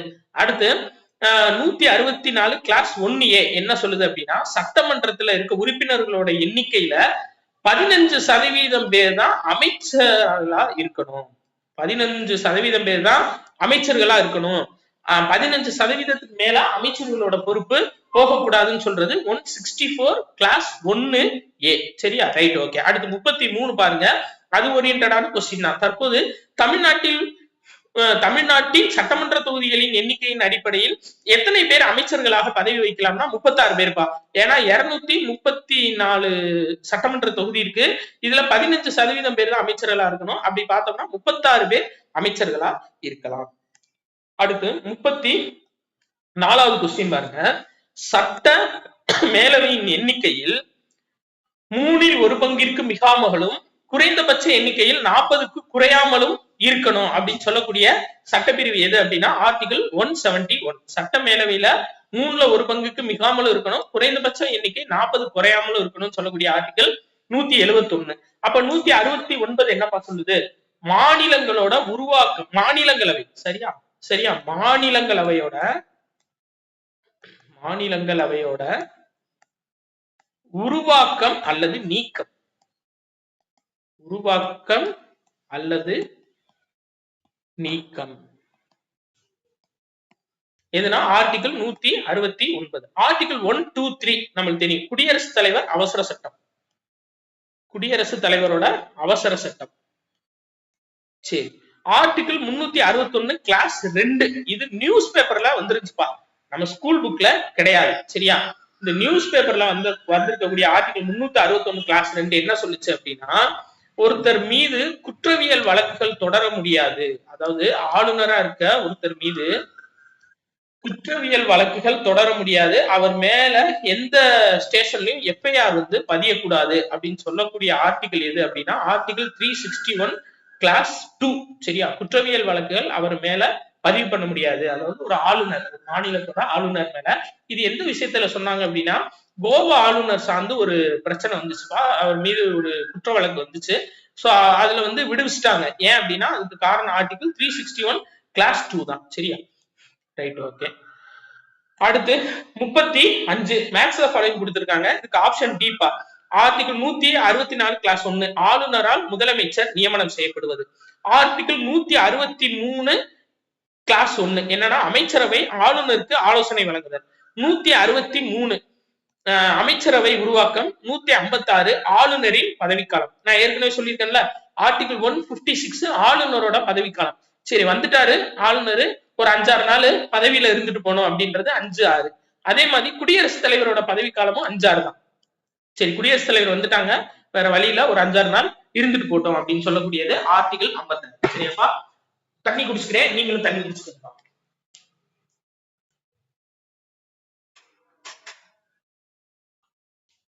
சோ முக்கியமான இந்த இதை வந்துட்டு நீங்க தயவு செஞ்சு பாருங்க வீடியோவை. சரிங்களா? ஃபுல் வீடியோ பாருங்க, உங்களுக்கு எக்ஸ்பிளனேஷன் வந்து நம்ம கொடுக்கறது கண்டிப்பா யூஸ்ஃபுல்லா இருக்கும்.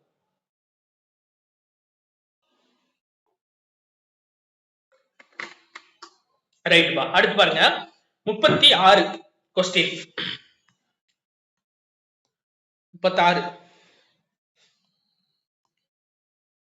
ஆளுநர் சார்ந்து சரியற்ற இணை எது அப்படின்னு சொல்லி கொடுத்திருக்காங்க. ஆப்ஷன் பி தான் சரியற்றது.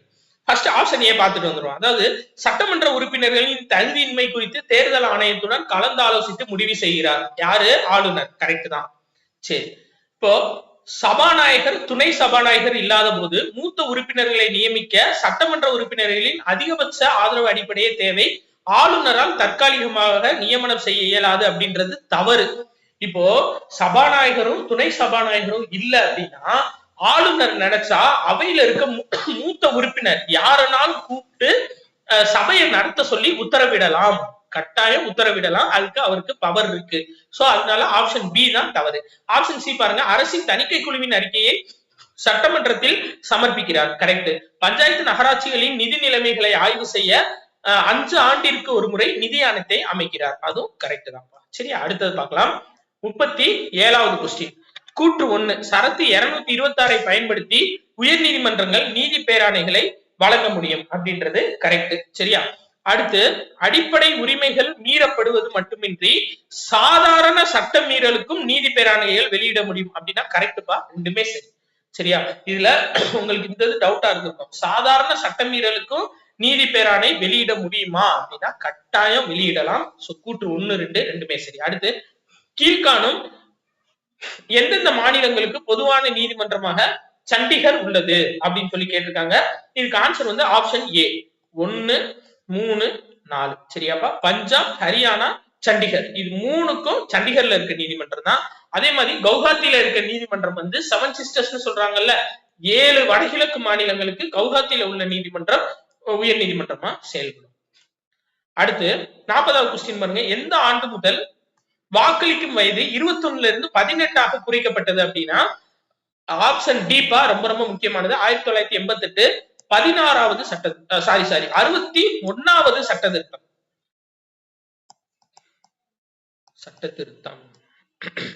சரியாப்பா? வாக்களிக்கும் வயது 21 இருந்து 18 குறைக்கப்பட்ட வருடம் எது அப்படின்னா 1988 61வது சட்ட திருத்தம். சரியா? இதுவே 1989 என்ன அப்படின்னா மின்னணு வாக்குப்பதிவு இயந்திரம். மின்னணு வாக்குப்பதிவு இயந்திரம் தேர்தல்ல பயன்படுத்துற வகையில மாற்றி அமைக்கப்பட்டது 1989. 1999 தபால் வாக்கு முறை. தபால் வாக்கு அறிமுகம் செய்யப்பட்டது 1999. கார்கில் போரும் 1999. அதே மாதிரி தங்க நாற்கர சாலை திட்டம் அதுவும் 1999. தபால் வாக்கு முறை 1999. இதையும் ஞாபகம் வச்சுக்கோங்க. அடுத்து 2003 பதிலி வாக்கு முறைப்பா. பதிலி வாக்கு அப்படின்னா என்னன்னா, இப்ப ராணுவத்துல இருக்கவங்க வாக்கு செலுத்துறதுக்காக அவங்க ஊருக்கு வர முடியாது. சோ அவங்க சார்ந்து யாராச்சும் அவங்களுக்கு பதில வாக்கு செலுத்தலாம் அப்படின்னு கொண்டு வந்த பதிலி வாக்கு முறை எப்ப அப்படின்னா 2003வது வருஷம். அடுத்து பாருங்க 41வது கொஸ்டின். பொறுத்துக கொடுத்திருக்காங்க. தேர்தல் சீர்திருத்த குழுக்கள். இதுக்கு ஆன்சர் வந்து ஆப்ஷன் பிபா, தார்குன் குழு. அது எப்ப அப்படின்னா 1974. தினேஷ் கோஸ்வாமி குழு அது 1990. இந்திரஜித் குப்தா குழு 1998. அடுத்து வந்து டங்கா குழு 2010. சரியாப்பா? இதுல வந்து இந்த இந்திரஜித் குப்தா குழு ஓல்டு கொஸ்டின். இந்திரஜித் குப்தா குழு 1998. ஏன் அப்படின்னா அடுத்ததுல கொஸ்டின் ஃபிட் பண்ணிட்டேன். அரசின் நிதியுதவியுடனான தேர்தல்களை டேஷ் குழு ஆதரித்தது அப்படின்னா இந்திரஜித் குப்தா குழு தான் ஆதரிச்சிருக்கும். ஆக்சுவலா என்ன சொல்லியிருப்பாங்க அப்படின்னா, இப்போ அதாவது நிதியுதவி இல்லாம அவங்க வந்து செலவு பண்ணிக்கங்க அப்படின்னு சொல்றதுனாலதான் இவங்க நிறைய செலவு பண்றாங்க, நிறைய வந்து காசை வந்து இது பண்ணிக்கிறாங்க, எடுத்துக்கிறாங்க. இதனால சின்ன சின்ன கட்சிகள் வந்து வெளியில தெரியாம போயிடுறாங்க. ஏன்னா அவங்களுக்கு வந்து செலவிடுறதுக்கு காசு இல்லாததுனால. அதனால அரசே வந்து நிக்கிற கட்சி ஒவ்வொரு கட்சிக்கும் நீங்க நிதியுதவி கொடுத்துருங்க, இதுக்குள்ளதான் வந்து அவங்க செலவு பண்ணணும்னு ஒரு குறிப்பிட்ட நிதியுதவி கொடுத்துருங்க, அப்பதான் வந்து எல்லா கட்சிகளுக்கும் சமமா இருக்கும் அப்படின்னு சொல்லி சொன்னது எது அப்படின்னா இந்திரஜித் குப்தா குழு 1998. ரொம்ப ரொம்ப முக்கியமான கொஸ்டின். 11th book back. சரியா? புக் பேக்கும் கொஸ்டின், இந்த முக்கியமான கொஸ்டின் பாரு, அதனால ஞாபகம் வச்சுக்கோங்க. அடுத்து 43 பஞ்சாயத்து ராஜ் சார்ந்து தவறான இணையை கண்டறிகன்னு சொல்லி கொடுத்திருக்காங்க. இதுக்கு ஆன்சர் வந்து ஆப்ஷன் ஏப்பா. என்ன கொடுத்திருக்காங்க? 10 லட்சத்துக்கும் மிகாமல் உள்ள மாநிலங்கள் மற்றும் யூனியன் பிரதேசங்களில் மூன்றடுக்கு முறை பஞ்சாயத்து முறை ஏற்படுத்த வேண்டும் என சட்டப்பிரிவு 243 கிளாஸ் ஏ கூறுகிறதுன்னு சொல்லி கொடுத்திருக்காங்க. ஆக்சுவலா 10 லட்சம் கிடையாதுப்பா, 20 லட்சம். சரியா, 20 லட்சத்துக்கு மிகாமல் ஒரு மாநிலங்கள்ல மக்கள் தொகை இருந்தாங்க அப்படின்னா கட்டாயம் மூன்றடுக்கு பஞ்சாயத்து முறை ஏற்படுத்தணும் அப்படின்னு சொல்லக்கூடிய சட்டப்பிரிவு 243 ஏ ரொம்ப ரொம்ப முக்கியமானது. சரியா, அடுத்து ஆப்ஷன் பி பாருங்க. காந்தி அரசமைப்பு தொடர்பான திட்ட வரைபடத்தை தயாரித்தவர் சர்மா நாராயணன். கரெக்ட். அரசு கிராம பஞ்சாயத்துகளை ஏற்படுத்த வேண்டும், அது சுயாட்சியின் அழகாக செயல்பட வேண்டும் அப்படின்னு கூறப்படுற விதி 40. இதுவும் கரெக்ட் தான்.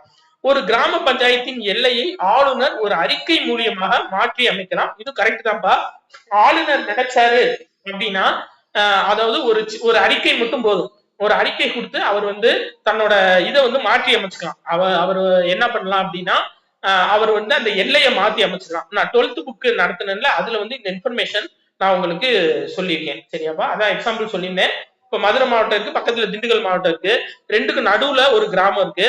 இந்த கிராமம் வந்து இப்ப மதுரை மாவட்டத்துல தேர்தல் நடத்தணுமா, இல்ல திண்டுக்கல் மாவட்டத்துல தேர்தல் நடத்தணுமா, இல்ல ரெண்டுக்கும் சேர்த்து ரெண்டு சின்ன சின்ன கிராமங்கள் இருக்கு, எதுக்கு தனித்தனியா தேர்தல் நடத்திக்கிட்டு ரெண்டு தங்கப்ப தக்கம்ன்ற போஸ்டர் தங்க பதக்கம் சேர்த்து அடிங்கப்பா அப்படின்னு சொல்லிட்டு ஒரே தேர்தலா நடத்தலாம் அப்படின்னு சொல்லி தீர்மானிக்கிறது யாரு அப்படின்னா ஆளுநர். சரியா, அடுத்து 44வது கொஸ்டின் பா. கூற்று. மாநகராட்சி கூட்டங்களில் தவறாக நடக்கும் உறுப்பினர்களை நீக்கம் செய்யும் அதிகாரத்தை மேயர் பெற்றுள்ளார். கூற்று 1 கரெக்ட். அடுத்து பாருங்க. மாநகராட்சி ஆணையர் IAS பிரிவு அதிகாரியாக இருப்பார். இவரின் பதவிக்காலம் 5 ஆண்டுகள் கொடுத்திருக்காங்க. தவறுப்பா, 3 ஆண்டுகள். சரியா, அதாவது மாநகராட்சி ஆணையரோட பதவிக்காலம் எத்தனை அப்படின்னா 3 ஆண்டுகள். அப்ப கூற்று 1 சரி, 2 தவறு, ஆப்ஷன் டி. அடுத்து 45 பாருங்க. பிற்படுத்தப்பட்டோர் நலனுக்காக அமைக்கப்பட்ட முதல் ஆணையம் எது அப்படின்னு சொல்லி கேட்டிருக்காங்கப்பா. காஹா கலேல்கர் ஆணையம் 1953. சரியா, இது பாருங்க மண்டல் ஆணையம் சொல்லி கொடுத்திருக்காங்களா. மண்டல் கமிஷன் 1979. சரியா, இந்த குரியன் ஜோசப் ஆணையம் ரொம்ப முக்கியம்பா. ஏன்னா மத்திய மாநில அரசுகள் குறித்த ஆராய தமிழ்நாடு 1969 ராஜமன்னார் குழு அமைச்சிச்சு. சோ அதுக்கு அடுத்து மத்திய மாநில உறவுகள் குறித்து ஆராய 2025 தான் குழு அமைச்சிருக்காங்க. யாரு தலைமையிலனா முன்னாள் உயர் நீதிமன்ற நீதிபதி, ஓய்வு பெற்ற நீதிபதி குரியன் ஜோசப் தலைமையில ஆணையம் அமைச்சிருக்காங்க. சோ அவர் வந்து ரொம்ப ரொம்ப ஒரு முக்கியமானவர். கரண்ட் அஃபேர்ஸ் சார்ந்து நம்ம இந்த குரூப் 4லயே கேட்பாங்கன்னு எதிர்பார்த்தோம். பட் என்னென்னமோ கேட்டாங்க. சரியா, ஞாபகம் வச்சுக்கோங்க. சந்தானம் ஆணையம். சரியா, சந்தானம் குழு இது ஏற்படுத்தப்பட்டது 1962. இதோட முக்கிய நோக்கம் ஊழல் ஒழிப்புக்கு. இது ஓல்டு கொஸ்டின் பா. ஊழல் ஒழிப்பிற்காக ஏற்படுத்தப்பட்ட ஆணையம் எதுன்னு சொல்லிட்டு ஒரு 4 ஆப்ஷன் கொடுத்திருந்தாங்க. அதுல சந்தானம் ஆணையம் இருந்துச்சு. சோ ஊழல் ஒழிப்புக்காக கொண்டு வரப்பட்டது சந்தானம் ஆணையம். அடுத்து 46 பாருங்க. வகுப்புவாரி பிரதிநிதித்துவம் சார்ந்த சரியற்ற இணை எது அப்படின்னு சொல்லி கேட்டிருக்காங்கப்பா. சோ சரியற்ற இணை எது அப்படின்னா ஆப்ஷன் சி 2, 3 தான் சரியற்றது. ரைட், ஓகே, ஆமா. ஏன்னா முன்மொழி அதாவது வகுப்புவாரி பிரதிநிதித்துவம் அந்த தீர்மானத்தை கொண்டு வந்தவர் யாருன்னா முனுசாமி. கரெக்ட். முன்மொழிந்து பேசியவர் யாருன்னா சண்முகம். வழிமொழிந்து பேசியவர் யாரு அப்படின்னா நடேசனார். சரியாப்பா, முன்மொழிந்து பேசியவர் சண்முகனார், வழிமொழிந்து பேசியவர் நடேசனார். பணி நியமனங்கள் முறைப்படுத்தப்பட்டது யாருடைய காலத்துல அப்படின்னா ஈரா முத்தையா. அவரோட காலத்துலதான் அரசு பணிகள் எல்லாம் வரையறைப்படுத்தப்பட்டு அது வந்து ஒவ்வொரு ஆளுகளுக்கும் கரெக்டா இடஒதுக்கீடு கொடுத்தாங்க. சரியா, இதுல வந்து எங்கள் மக்களுக்கு சரியான பிரதிநிதித்துவம் கொடுக்கவில்லை என்றால் நாங்கள் அரசுக்கு வரி செலுத்த மாட்டோம் அப்படின்னு சொன்னது நடேசனார்.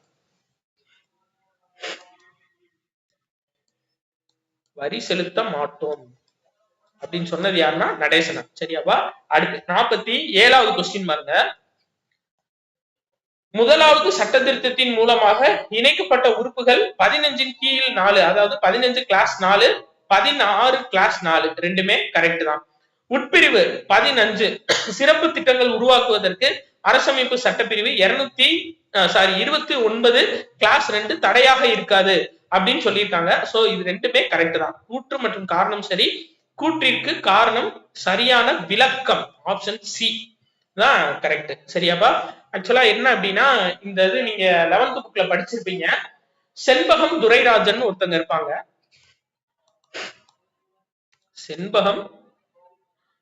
செண்பகம் துரைராஜன். இந்த கதையை சிம்பிளா சொல்லிடுறேன். இந்த செண்பகதுரை ராஜன் என்ன பண்ணுவாங்கன்னா, அவங்க மெடிக்கல் என்ட்ரன்ஸ் எக்ஸாம்ல நிறைய மார்க் எடுத்திருப்பாங்க. ஆனா இவங்க வந்து ஓசி கம்யூனிட்டி, எஃப்சி கம்யூனிட்டி, அதாவது ஃபார்வர்ட் கிளாஸ் கம்யூனிட்டி. ஆனா இவரை விட இவங்களை விட இந்த செண்பகம் அவங்கள விட கம்மியான மார்க் எடுத்தவங்க எல்லாத்துக்குமே வந்து சீட்டு கிடைச்சிடும். ஏன் அப்படின்னா பிரதிநிதித்துவம், இடஒதுக்கீடுனால. அப்ப இவங்க வந்து என்ன பண்ணிருப்பாங்க அப்படின்னா, கோர்ட்ல கேஸ் போட்டிருப்பாங்க சென்னை மெட்ராஸ் உயர்நீதிமன்றத்துல. ஆர்டிகிள் 15, 16 படி. சரியா? அதாவது 15 என்ன சொல்லும், சாதி மத இன வேறுபாடு காரணமா ஒரு ஆளை பாகுபடுத்தக்கூடாதுன்னு சொல்றது. 16 பொது வேலையில் சம வேலை வாய்ப்பு. சரியா? இது ரெண்டும் சொல்லியிருப்பாங்க. அப்போ இவங்க போட்ட கேஸ் வந்து கரெக்ட் தான். ஏன்னா சாதி வேறுபாடு கருதிதான் உங்களுக்கு சீட்டு தரல. ஆர்டிகிள் 15 படி கரெக்ட். பொது வேலை வாய்ப்புல சமமா வேலை வாய்ப்பு கொடுக்கணும். ஆனா நீங்க வந்து சாதி காரணம் ஆரம்பிச்சு என்னை வந்து ஒதுக்கிட்டீங்க. அப்போ இது ரெண்டுமே வந்து எனக்கு தவறா இருக்குன்னு சொன்னதுனால என்ன பண்ணும் அப்படின்னா, மெட்ராஸ் உயர் நீதிமன்றம் வந்து இடஒதுக்கீடே கேன்சல் பண்ணிடும்.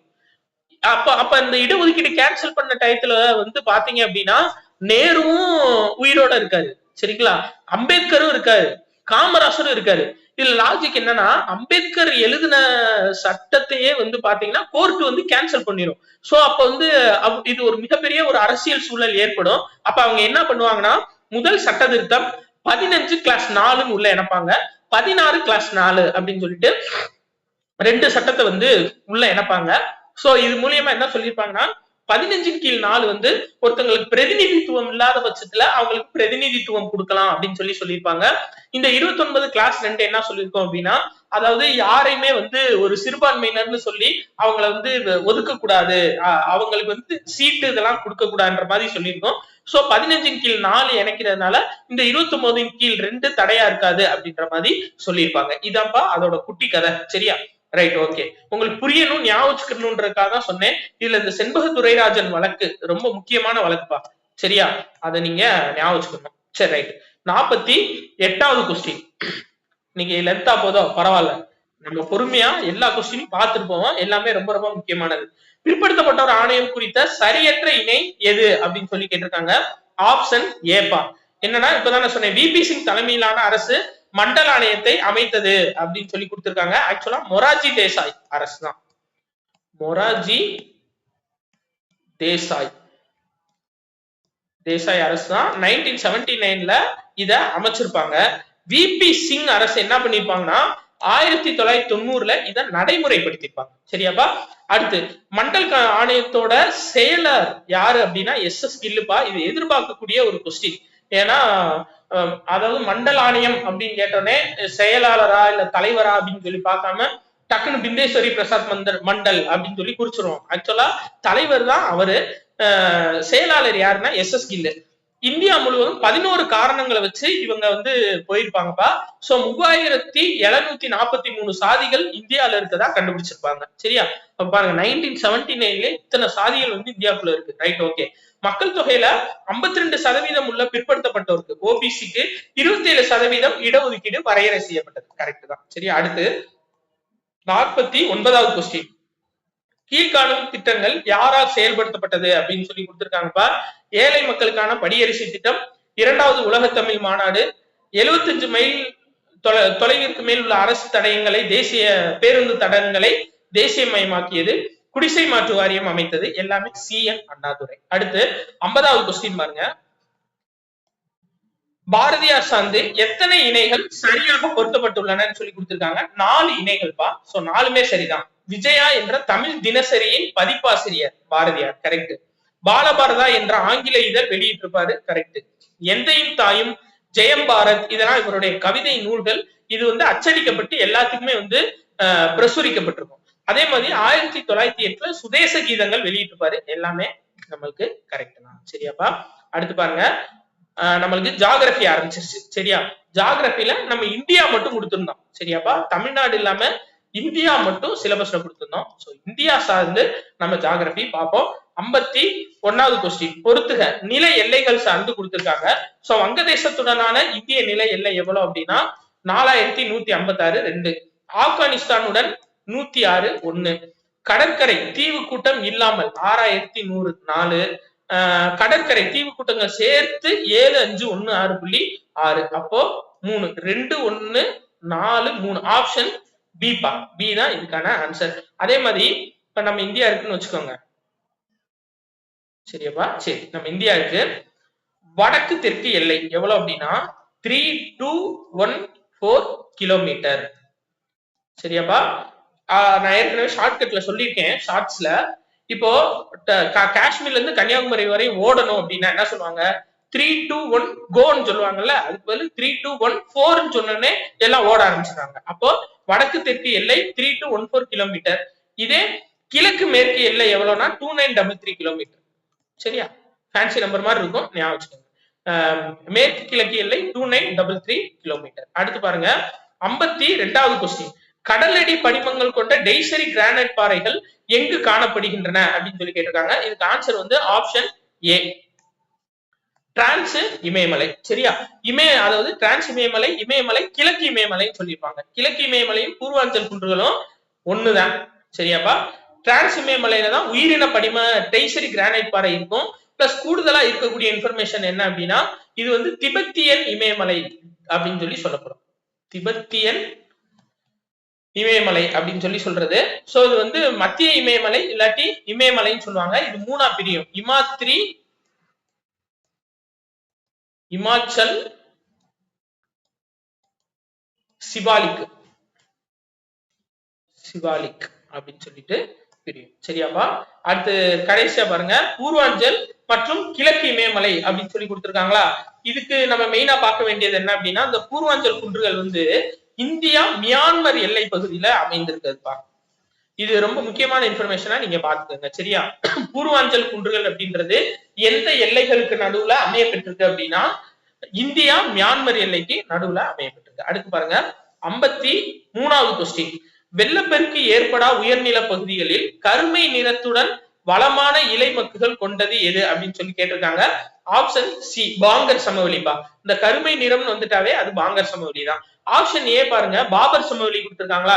ஆக்சுவலா பாபர் சமவெளி என்ன அப்படின்னா இதுல வந்து நிறைய துளைகள் இருக்கும். சரியா, அதனால வரக்கூடிய ஆறுகள் வந்து இந்த துளைகள் மூலியமா உறிஞ்சப்பட்டு வறண்ட பகுதியா காணப்படும். அது வந்து பாபர் சமவெளி. அடுத்து தராய் மண்டலம், காடுகள் வளர்றதுக்கு யூஸ்ஃபுல்லா இருக்கக்கூடியது. சரியாப்பா, தராய் மண்டலம் அப்படின்றது காடுகள் வளர பயனுள்ளதாக இருப்பது. டெல்டா அப்படின்றது நம்மளுக்கு தெரியும்பா, என்னன்னா ஆறுகள் ஓடக்கூடிய பகுதி. இந்த பகுதியில வந்து ஆறுகள் வந்து மெதுவா ஓடுறதுனால அந்த வளமான மண்களை வந்து ஆறுகளோட அந்த மண்களை வந்து படிய வச்சுட்டே போகும். அதுதான் டெல்டா. அடுத்து பாருங்க, செறிவின் அடிப்படையில் நிலக்கரியின் வகைகளை ஏறு வரிசைப்படுத்துக அப்படின்னு சொல்லி கொடுத்திருக்காங்க. இதுக்கு ஆன்சர் வந்து ஆப்ஷன், அதாவது இதுக்கு ஆன்சர் ஆப்ஷன் சி பா, 4 2 3 1. அதாவது இதுக்கு ஷார்ட்கட் என்ன அப்படின்னா ஏபிபிஎம் ஞாபகம் வச்சுக்கோங்கப்பா. ஏபிபிஎம் அதாவது அதிக நிலக்கரி ஆந்திரசைட், பிட்டுமினஸ், அதுக்கடுத்து பழுப்பு நிலக்கரி பி, எம் மரக்கரி அப்படின்னு ஞாபகம் வச்சுக்கோங்க. சரியா, ஏபிபிஎம் அதாவது அசிஸ்டன்ட் பிரான்ச் போஸ்ட் மாஸ்டர்னு சொல்லுவாங்களா, அந்த தான் ஷார்ட்கட். ஏபிபிஎம் அப்படின்னா ஃபர்ஸ்ட் ஆந்திரா சைட்டு, அடுத்து பிட்டுமினஸ், பழுப்பு நிலக்கரி, மரக்கரி. ஆந்திரா சைட்டுல வந்து பாத்தீங்கன்னா எத்தனை சதவீதம் நிலக்கரி இருக்கு அப்படின்னா 80ல இருந்து 90%. பழுப்பு நிலக்கரி வந்து 40ல இருந்து 60%. பிட்டுமினஸ் வந்து 60ல இருந்து 80%. மரக்கரி வந்து 40%க்கும் குறைவான செறிவு உடையது. அடுத்து 55வது கொஸ்டின் பாருங்க. கீழ்காண்பவைகளில் சரியான கொடுக்கப்பட்டுள்ள இணை அல்லது இணைகளை தேர்க அப்படின்னு சொல்லி கொடுத்திருக்காங்க. சோ இதுக்கு ஆன்சர் என்னன்னு பாத்தீங்கன்னா ஆப்ஷன் டி, எதுவுமே சரி கிடையாது, எல்லாமே தப்பு. ஏன் தப்பு? ஃபர்ஸ்ட் பாருங்க ஆப்ஷன் ஏ, 572 தீவுகள் அந்தமானிலும் 22 தீவுகள் நிக்கோபாரிலும் இருக்கிறது அப்படின்னு சொல்லி சொல்லியிருக்காங்க. ஆக்சுவலா 572 தீவுகள் அந்தமான் மற்றும் நிக்கோபார்ல இருக்கும். சரியாப்பா, அந்தமான் மற்றும் நிக்கோபார். 27 தீவு கூட்டங்கள் லட்சத்தீவுல உள்ளதுப்பா. சரியா, லட்சத்தீவுல உள்ளது 27 தீவு கூட்டங்கள். இப்ப பாருங்க, லட்சத்தீவு கூட்டங்களையும் மாலத்தீவில் இருந்து பிரிப்பது, லட்சத்தீவு கூட்டங்களை மாலத்தீவுல இருந்து பிரிப்பது 10 டிகிரி கால்வாய்னு கொடுத்திருக்காங்க. அது 8 டிகிரி கால்வாய், 8 டிகிரி கால்வாய். சரி, அப்ப 10 டிகிரி கால்வாய் அந்தமானியும் நிக்கோபாரையும் பிரிக்கிறது 10 டிகிரி கால்வாய். அடுத்து பாருங்க, மினிக்காய் மற்றும் அமினிக்காய் தீவு கூட்டங்கள் ஒன்றிணைந்து 1973ஆம் ஆண்டு லட்சத்தீவுகள் என அழைக்கப்பட்டன. அடுத்து அந்தமானின் தென்கோடி முனை இந்திரா முனை என அழைக்கப்படுகிறதுன்னு கொடுத்திருக்காங்க. அந்தமான் கிடையாதுப்பா, நிக்கோபார். நிக்கோபாரோட தென்கோடி முனை. ஏன்னா மேல இருக்குது அந்தமான், கீழே இருக்குது நிக்கோபார். நிக்கோபாரோட தென்பகுதி முனை தான் நம்மளுக்கு இந்திரா முனை அப்படின்னு அழைக்கப்படும். சரி, அடுத்து 56வது கொஸ்டின் பாருங்கப்பா. ஆறுகள் சார்ந்து தவறான இணையை தேர்ந்தெடுக்கன்னு சொல்லி கொடுத்திருக்காங்க. இதுக்கு ஆப்ஷன் ஏ தான்ப்பா தவறு. சிந்து நதியோட மிகப்பெரிய துணையாறு சட்லஜ்னு கொடுத்திருக்காங்க. சட்லஜ் கிடையாது, செனாப். சோ கங்கை ஆற்றின் மிகப்பெரிய துணையாறு யமுனை. அம்சலா தேவி என்ற இடத்தில் கடலில் கலப்பது கிருஷ்ணா. நர்மதை, தபதி, மாஹி மேற்கு நோக்கி பாயாம ஆறுகள் கரெக்ட். அதே மாதிரி சிந்து நதி ஒப்பந்தம் 1960 தான். இப்ப பரபரப்பா பேசிக்கிட்டு இருக்கக்கூடிய நியூஸ். இன்னும் அந்த பரபரப்பு அடங்கல. சோ சிந்து நதி ஒப்பந்தம் எப்பனா 1960. இது வந்து நம்மளோட பிரதமர் சரியா நேரு அவர்களுக்கும் பாகிஸ்தானோட அதிபர் முகமது ஆயுப் கான் அவங்களுக்கு இடையில போடப்பட்ட ஒப்பந்தம். இதுல வந்து ராவி, பியாஸ், சட்லஜ் இந்த 3 ஆறுகள் வந்து இந்தியாவுக்கு சரியாப்பா. அதே மாதிரி சிந்து, ஜீலம், செனாப் இது வந்து பாகிஸ்தான் சரியாப்பா. ஞாபகம் வச்சுக்கோங்க, ரொம்ப முக்கியமானது. அடுத்தது பார்க்கலாம். 57வது கொஸ்டின் சொல்லியிருக்காங்கப்பா. மே மாதத்தில் இதுக்கு ஆன்சர் என்ன? ஃபர்ஸ்ட் ஆன்சர் பார்த்துலாம்ப்பா. ஆப்ஷன் பி 1, 2 ரெண்டுமே தவறுப்பா. ஏன் அப்படின்னா மே மாதத்தில் மேற்கு கடற்கரையில் முன் பருவமழையை தருவது நார்வெஸ்டர் அல்லது கால் பைசாயின்னு கொடுத்திருக்காங்க. அது வந்து மாஞ்சாரல். மே மாதத்துல மேற்கு கடற்கரையில முன்பருவ மழையை கொடுக்கிறது மாஞ்சாரல். இதுவே ஏப்ரல் மற்றும் மே மாதங்களில் வடமேற்கு திசையிலிருந்து வீசும் காற்று வந்து கால் பைசாகி அல்லது நார்வெஸ்டர். சரியா, இது அப்படியே மாத்தி கொடுத்திருக்காங்க, ஞாபகம். சரியா, மே மாதத்துல முன்பருவ மழைனா மாஞ்சாரல், ஏப்ரல் மே மாதத்துல வடமேற்கு திசையிலிருந்து வீசக்கூடியது கால் பைசாகி. சரி, அடுத்து 2400 மீட்டருக்கு மேல் காணப்படும் காடுகள் எது அப்படின்னு சொல்லி கேட்டிருக்காங்க. ஆப்ஷன் சி அல்பைன் காடுகள். சரியாப்பா. ஆப்ஷன் ஏ பாருங்க, அயன மண்டல பசுமை மர காடுகள் அப்படின்னு சொல்லி கொடுத்திருக்காங்க. சோ இதோட சிறப்பம்சம் என்ன அப்படின்னு சொல்லி பாத்தீங்கன்னா மேற்கு தொடர்ச்சி மலையில அதிகமா காணப்படக்கூடியது எது? அயன மண்டல பசுமை மர காடுகள் மேற்கு தொடர்ச்சி மலையில அதிகமா காணப்படக்கூடியது. அடுத்து அயன மண்டல இலையுதிர் காடுகள், இது வந்து பருவமழை காடுகள்னு அழைக்கப்படும்பா. ரொம்ப முக்கியமானது. பருவமழை காடுகள் அப்படின்னு அழைக்கப்படக்கூடியது எதுனா அயன மண்டல இலையுதிர் காடுகள். அடுத்த ஆப்ஷன் டி பாருங்க, மேங்க்ரூவ் காடுகள், அதாவது சுந்தரவன காடுகள்னு அழைக்கப்படக்கூடியது. சுந்தரவன காடுகள் அப்படின்னு அழைக்கப்படக்கூடியது மேங்க்ரூவ் காடுகள். அடுத்து இந்திய வனவிலங்கு வாரியம் அமைக்கப்பட்ட ஆண்டு எதுன்னு கேட்டிருக்காங்க. Option D 1952. சரியா, அப்ப 1972 என்னப்பா? அது வந்து வனவிலங்கு பாதுகாப்பு சட்டம். வனவிலங்கு பாதுகாப்பு சட்டம். 1973 புலிகள் பாதுகாப்பு திட்டம். 1865 அப்படின்றது முதல் இந்திய வனச்சட்டம். சரியாப்பா. அப்போ என்ன அப்படின்னா நம்ம பார்க்க வேண்டியது இந்திய வனவிலங்கு வாரியம் அமைக்கப்பட்ட ஆண்டுனா 52, வனவிலங்கு பாதுகாப்பு சட்டம்னா 72, புலிகள் பாதுகாப்பு திட்டம்னா 73, முதல் வனச்சட்டம்னா 65. சரியா, சரி, ரைட், ஓகே. இது நம்ம ரொம்ப ரிஸ்க் எடுத்து ஃபுல் எக்ஸ்பிளனேஷன் கொடுக்குறோம். பாத்தீங்கன்னா உங்களுக்கு ரொம்ப யூஸ்ஃபுல்லா இருக்கும். நீங்க படிக்கிறத விட ஒரு விஷயம் காதுல கேட்கறது உங்களுக்கு நல்லா யூஸ்ஃபுல்லா இருக்கும். நீங்க படிக்கிறதுக்கு கூட ஒரு இடத்துல இருந்து இன்னொரு இடத்துக்கு போவீங்க. ஸோ பஸ்ல போகும்போது வரும்போது இதை வந்து காதுல கூட மாட்டிக்கிட்டு பார்த்துக்கிட்டே போயிட்டு வந்தீங்க அப்படின்னா உங்களுக்கு யூஸ்ஃபுல்லா இருக்கும். ஏன்னா மிஞ்சி போனா ஒரு 1.25 மணி நேரம் எடுப்போமாப்பா. கணக்கு வச்சோம் அப்படின்னா நம்ம மதுரையில இருந்து ஒரு கரூர் போற தூரம் தான். சரியா, அப்படி தூரம் தான். நம்ம பஸ்ல எப்படி ஃப்ரீயா உட்காந்து வேடிக்கை பாட்டு போவோமோ அந்த மாதிரி இதை பார்த்து வச்சுக்கிட்டீங்கன்னா உங்களுக்கு நல்லதுப்பா. அதுக்காக தான் சொல்றது. சரி, ரைட்டு. அடுத்து பாருங்க, 60வது கொஸ்டின் பா. இதுக்கு ஆன்சர் வந்து ஆப்ஷன் ஏ வண்டல் மண். வந்து இது பாத்தீங்கன்னு வச்சுக்கோங்களேன், ஆட் ஒன் அவுட்டா இருக்கும்பா இந்த மண் வகைகள்ல. இது வண்டல் மண்ல எண்ணெய் வித்துக்கள் தான் இருக்கும். எண்ணெய் வித்துக்கள் வேற எந்த மண்லையும் வராது. அப்படிதான் நம்ம கொஸ்டின் எடுத்திருக்கோம். சோ வண்டல் மண்ல விளையக்கூடியது எண்ணெய் வித்துக்கள், கரிசல் மண் திணை வகைகள், செம்மண் பருப்பு வகைகள், சரளை மண் மரவள்ளி கிழங்கு. சரியா, அதே மாதிரி காடு மற்றும் மலைமண், அது ரொம்ப முக்கியம்பா. காடு மற்றும் மலை மண்ணு. இதுல வந்து பல்வேறு வகையான வாசனை பொருட்கள், பல்வேறு வாசனை பொருட்கள். சரியா? எங்கன்னா காடு மற்றும் மலை மண்ல காணப்படுறது. அடுத்து பாருங்க 61வது கொஸ்டின். இந்தியாவின் மிக பழமையான நீர்ப்பாசன முறை எது அப்படின்னு சொல்லி கேட்டிருக்காங்க. இது ஏரி நீர், ஏரி பாசனம்ப்பா. சரியா? இது வந்து நம்மளுக்கு டைரக்ட் கொஸ்டின் தான், அதனால அடுத்தது போயிடுவோம். 62வது, பல்நோக்கு திட்டங்கள் அமைந்துள்ள ஆறுகள் சார்ந்து சரியற்ற இணையை தேர்க அப்படின்னு சொல்லி கொடுத்திருக்காங்க. இதுக்கு ஆன்சர் வந்து பாத்தீங்க அப்படின்னா ஆப்ஷன் பி, நாகார்ஜுனா சாகர் நர்மதைன்னு கொடுத்திருக்காங்க. நாகார்ஜுனா சாகர் வந்து கிருஷ்ணா நதி மேல கட்டப்பட்டிருக்கும். கிருஷ்ணா நதி மேல கட்டப்பட்டிருக்கும். நர்மதை அப்படின்றது நர்மதை ஆற்று நடுவுல கட்டப்பட்டது சர்தார் சரோவர் அணை. சர்தார் சரோவர். சரியாப்பா? அதே மாதிரி ஹிராகுட் திட்டம் வந்து இந்தியாலேயே மிக நீளமான பல்நோக்கு திட்டம். இந்திரா காந்தி கால்வாய், அதாவது சட்லஜ் நதிக்கு நடுவுல பக்ரானங்கள் வந்து கட்டியிருப்பாங்க. அது வந்து மிக உயரமான பல்நோக்கு திட்டம் பிளஸ் மிக உயரமான புவியீர்ப்பு திட்டம் அப்படின்ற மாதிரி கொடுத்திருப்பாங்க. புவியீர்ப்பு அணை. சரியா? புவியீர்ப்பு அணைனா ஒண்ணும் இல்லப்பா, அதாவது பென்னிக் விக் இருக்காரு பாத்தீங்களா, அவர் வந்து அந்த மாடல்ல தான் கட்டியிருப்பாரு. இப்ப டேம் இருக்கு அப்படின்னா அந்த டேம் வந்து இப்படி கீழே புஷ் பண்ற மாதிரி அந்த புவியீர்ப்பு சார்ந்து இயங்குற மாதிரி இருக்கும் அந்த டேம். அப்ப வந்து அந்த பில்டிங் வந்து ரொம்ப ஸ்ட்ராங்கா கீழே பிடிச்சி நிக்கும், இந்த தண்ணி வந்து போக விடாம. சரியா? அதாவது தண்ணி நிறைய வந்தாலும் இது உடஞ்சிடாம இந்த கட்டடத்தை வந்து ஸ்ட்ராங்கா புவியீர்ப்பு முறையில பிடிச்சு நிற்கும். சரியாப்பா? அடுத்து, தேசிய செய்தித்தாள் மற்றும் காகித ஆலை அமைந்துள்ள இடம் எது அப்படின்னா ஆப்ஷன் ஏப்பா, நேபா நகர்ல தான் அமைஞ்சிருக்கும். சரியா?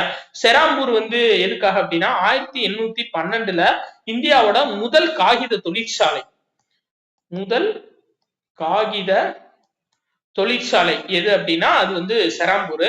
அதே மாதிரி ரிஷ்ரா வந்து ரிஷ்பூர்னு கொடுத்துருக்காங்களோ, சரி ரைட், அதை நம்ம சேஞ்ச் பண்ணிடலாம். ரிஷ்ரா வந்து என்ன அப்படின்னு சொல்லி பாத்தீங்க அப்படின்னா குறிச்சு வச்சிருப்போம்பா 63. சரி, ரிஷ்ரா வந்து முதல் சணல் தொழிற்சாலை 1954. 11th புக்ல 1955 இருக்கும். ஸோ ரெண்டுமே நீங்க ஞாபகம் வச்சுக்கோங்க, வேற வழி இல்லை.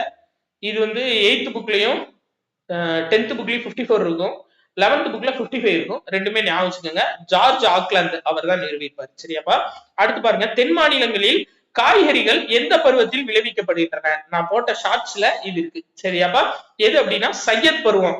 ஆக்சுவலா சையத் பருவத்துல மட்டும்தான், தென் மாநிலங்கள் மட்டும் கிடையாதுப்பா, வட மாநிலங்கள்லயும் சேர்ந்து காய்கறி விளையும்.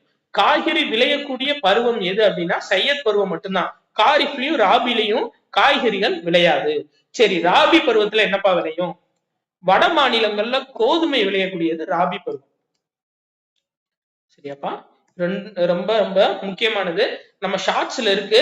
சோ அந்த அதாவது இந்த மாதங்கள் முதற்கொண்டு அதுல சொல்லியிருப்பேன். சரியா? இது ஜூன்ல இருந்து செப்டம்பர் வரையும் வரும். ஜூன்ல இருந்து செப்டம்பர் வரையும் காரிஃப் பருவம் வரும், 4 மாசம். ராபி பருவம் வந்து செப்டம்பர்ல இருந்து மார்ச் வரை வரும், அப்ப 6 மாச கணக்கு. அடுத்து சையது பருவம், இது வந்து பாத்தீங்கன்னா ஏப்ரல்ல இருந்து ஜூன் மாசம் வரை வரும், ஜூன் வரை வரும். சரியா? அப்போ ஏப்ரல் மே ஜூன், இது வந்து 3 மாச கணக்குல வரும். சரியாப்பா? அதை பாத்துக்கோங்க. அடுத்து, இந்தியாவிலேயே எண்ணெய் வித்துக்கள் உற்பத்தியில் முதலிடத்தில் உள்ள மாநிலம் எது அப்படின்னு சொல்லி கேட்டிருக்காங்க. ஆப்ஷன் ஏ குஜராத் தான் கரெக்ட். சரியா? அப்ப ஆப்ஷன் பி மேற்கு வங்காளம் எதுல அதிகமான உற்பத்தியில இருக்குன்னா சணல்ல. சரியா? ராஜஸ்தான் பாத்தீங்கன்னா கம்புப்பா, கம்பு உற்பத்தியில அதிகம்.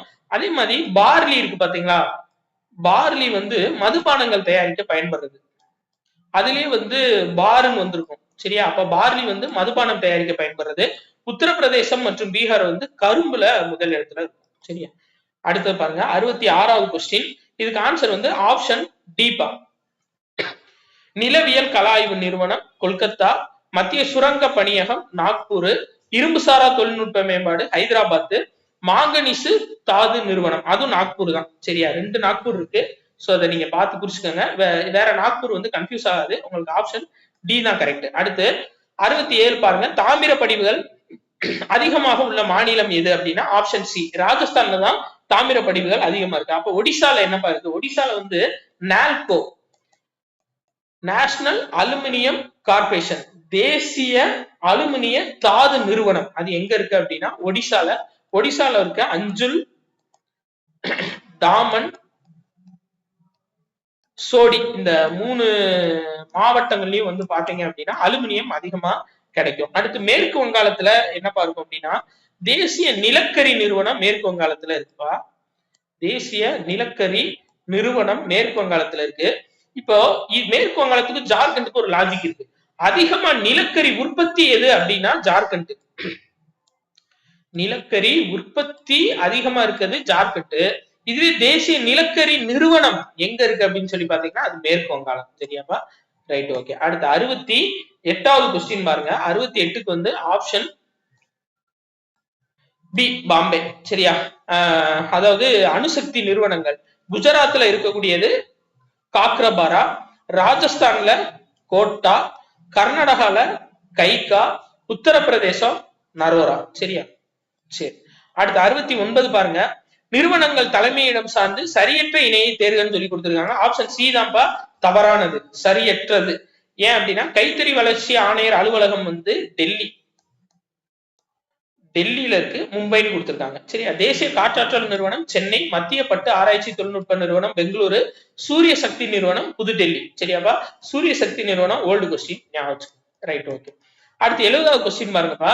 இந்தியாவில் துருப்பிடிக்காத இரும்பு எஃகு எங்கு தயாரிக்கப்படுகிறது அப்படின்னு சொல்லி கேட்டிருக்காங்க.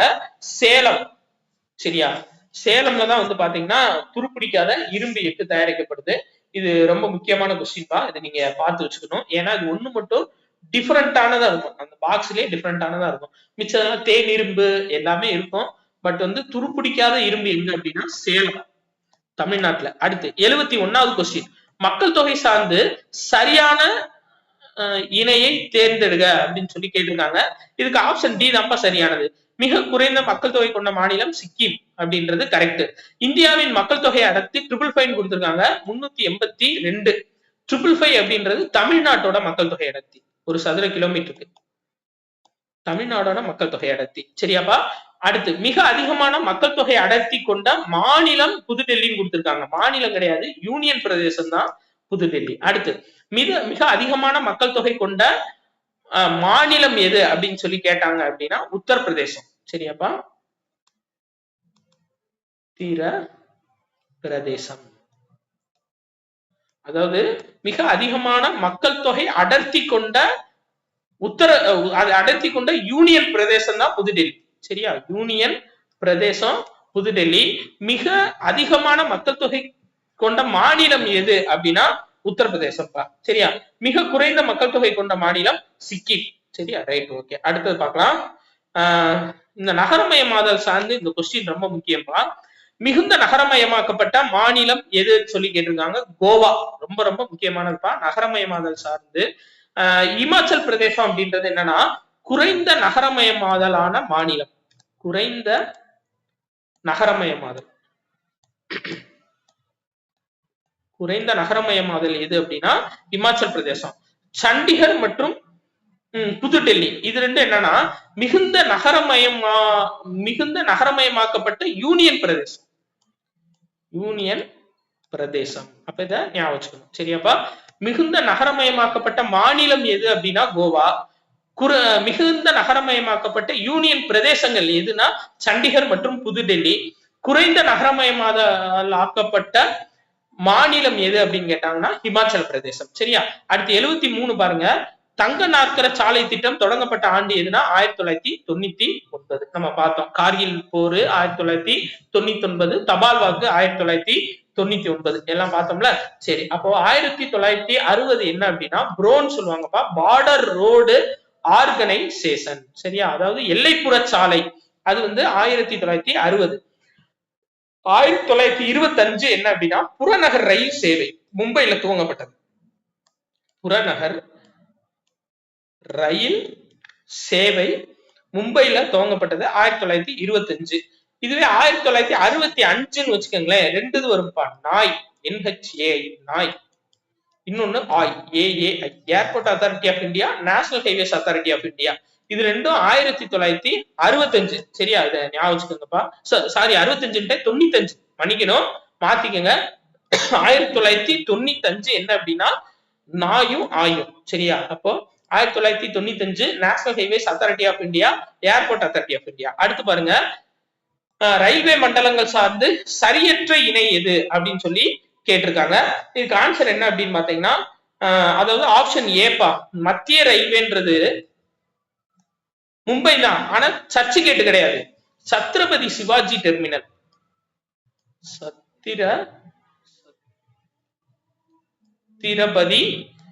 சத்ரபதி சிவாஜி டெர்மினல் தான் என்ன அப்படின்னா மத்திய ரயில்வே. இதுவே மும்பை சர்ச் கேட் அப்படின்னா அது மேற்கு ரயில்வேப்பா.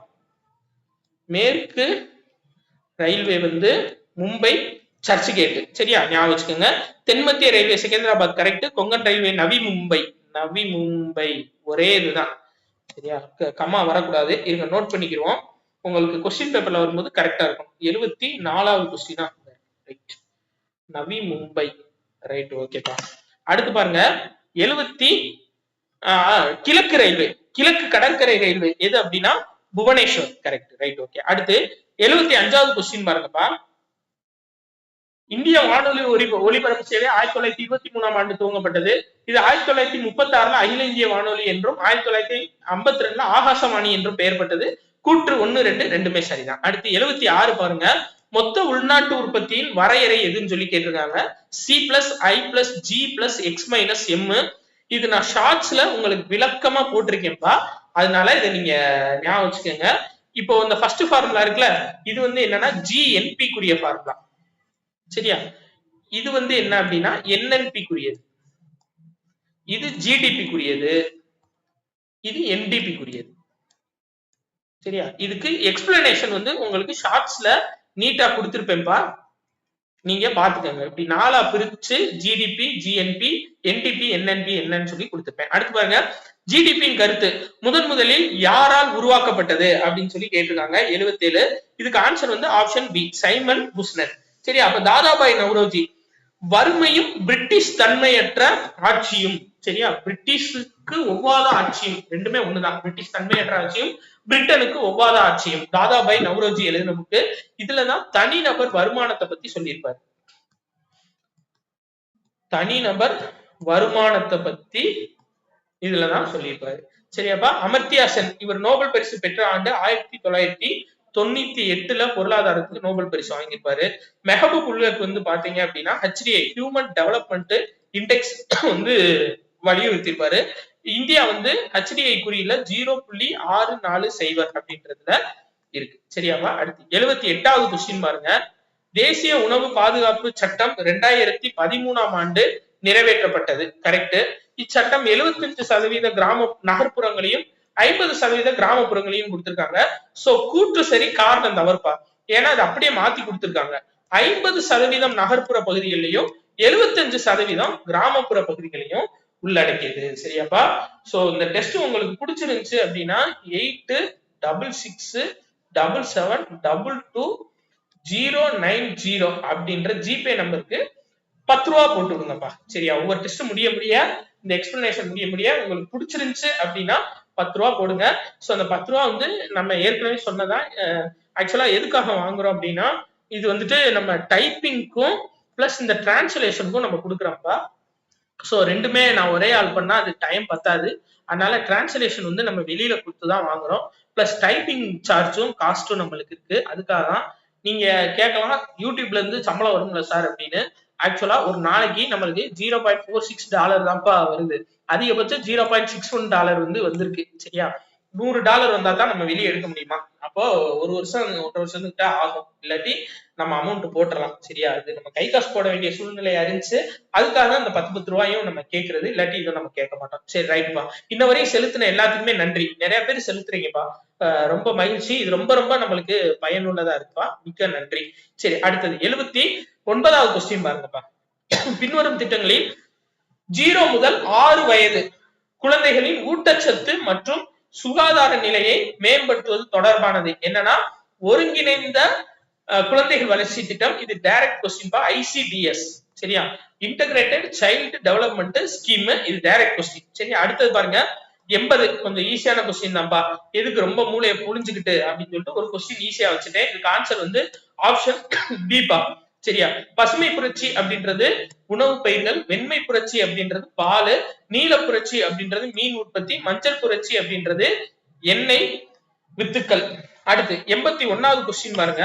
தவறான இணையை தேர்க அப்படின்னு சொல்லி கொடுத்திருக்காங்க. இதுல தவறான இணை எது அப்படின்னா ஆப்ஷன் டி.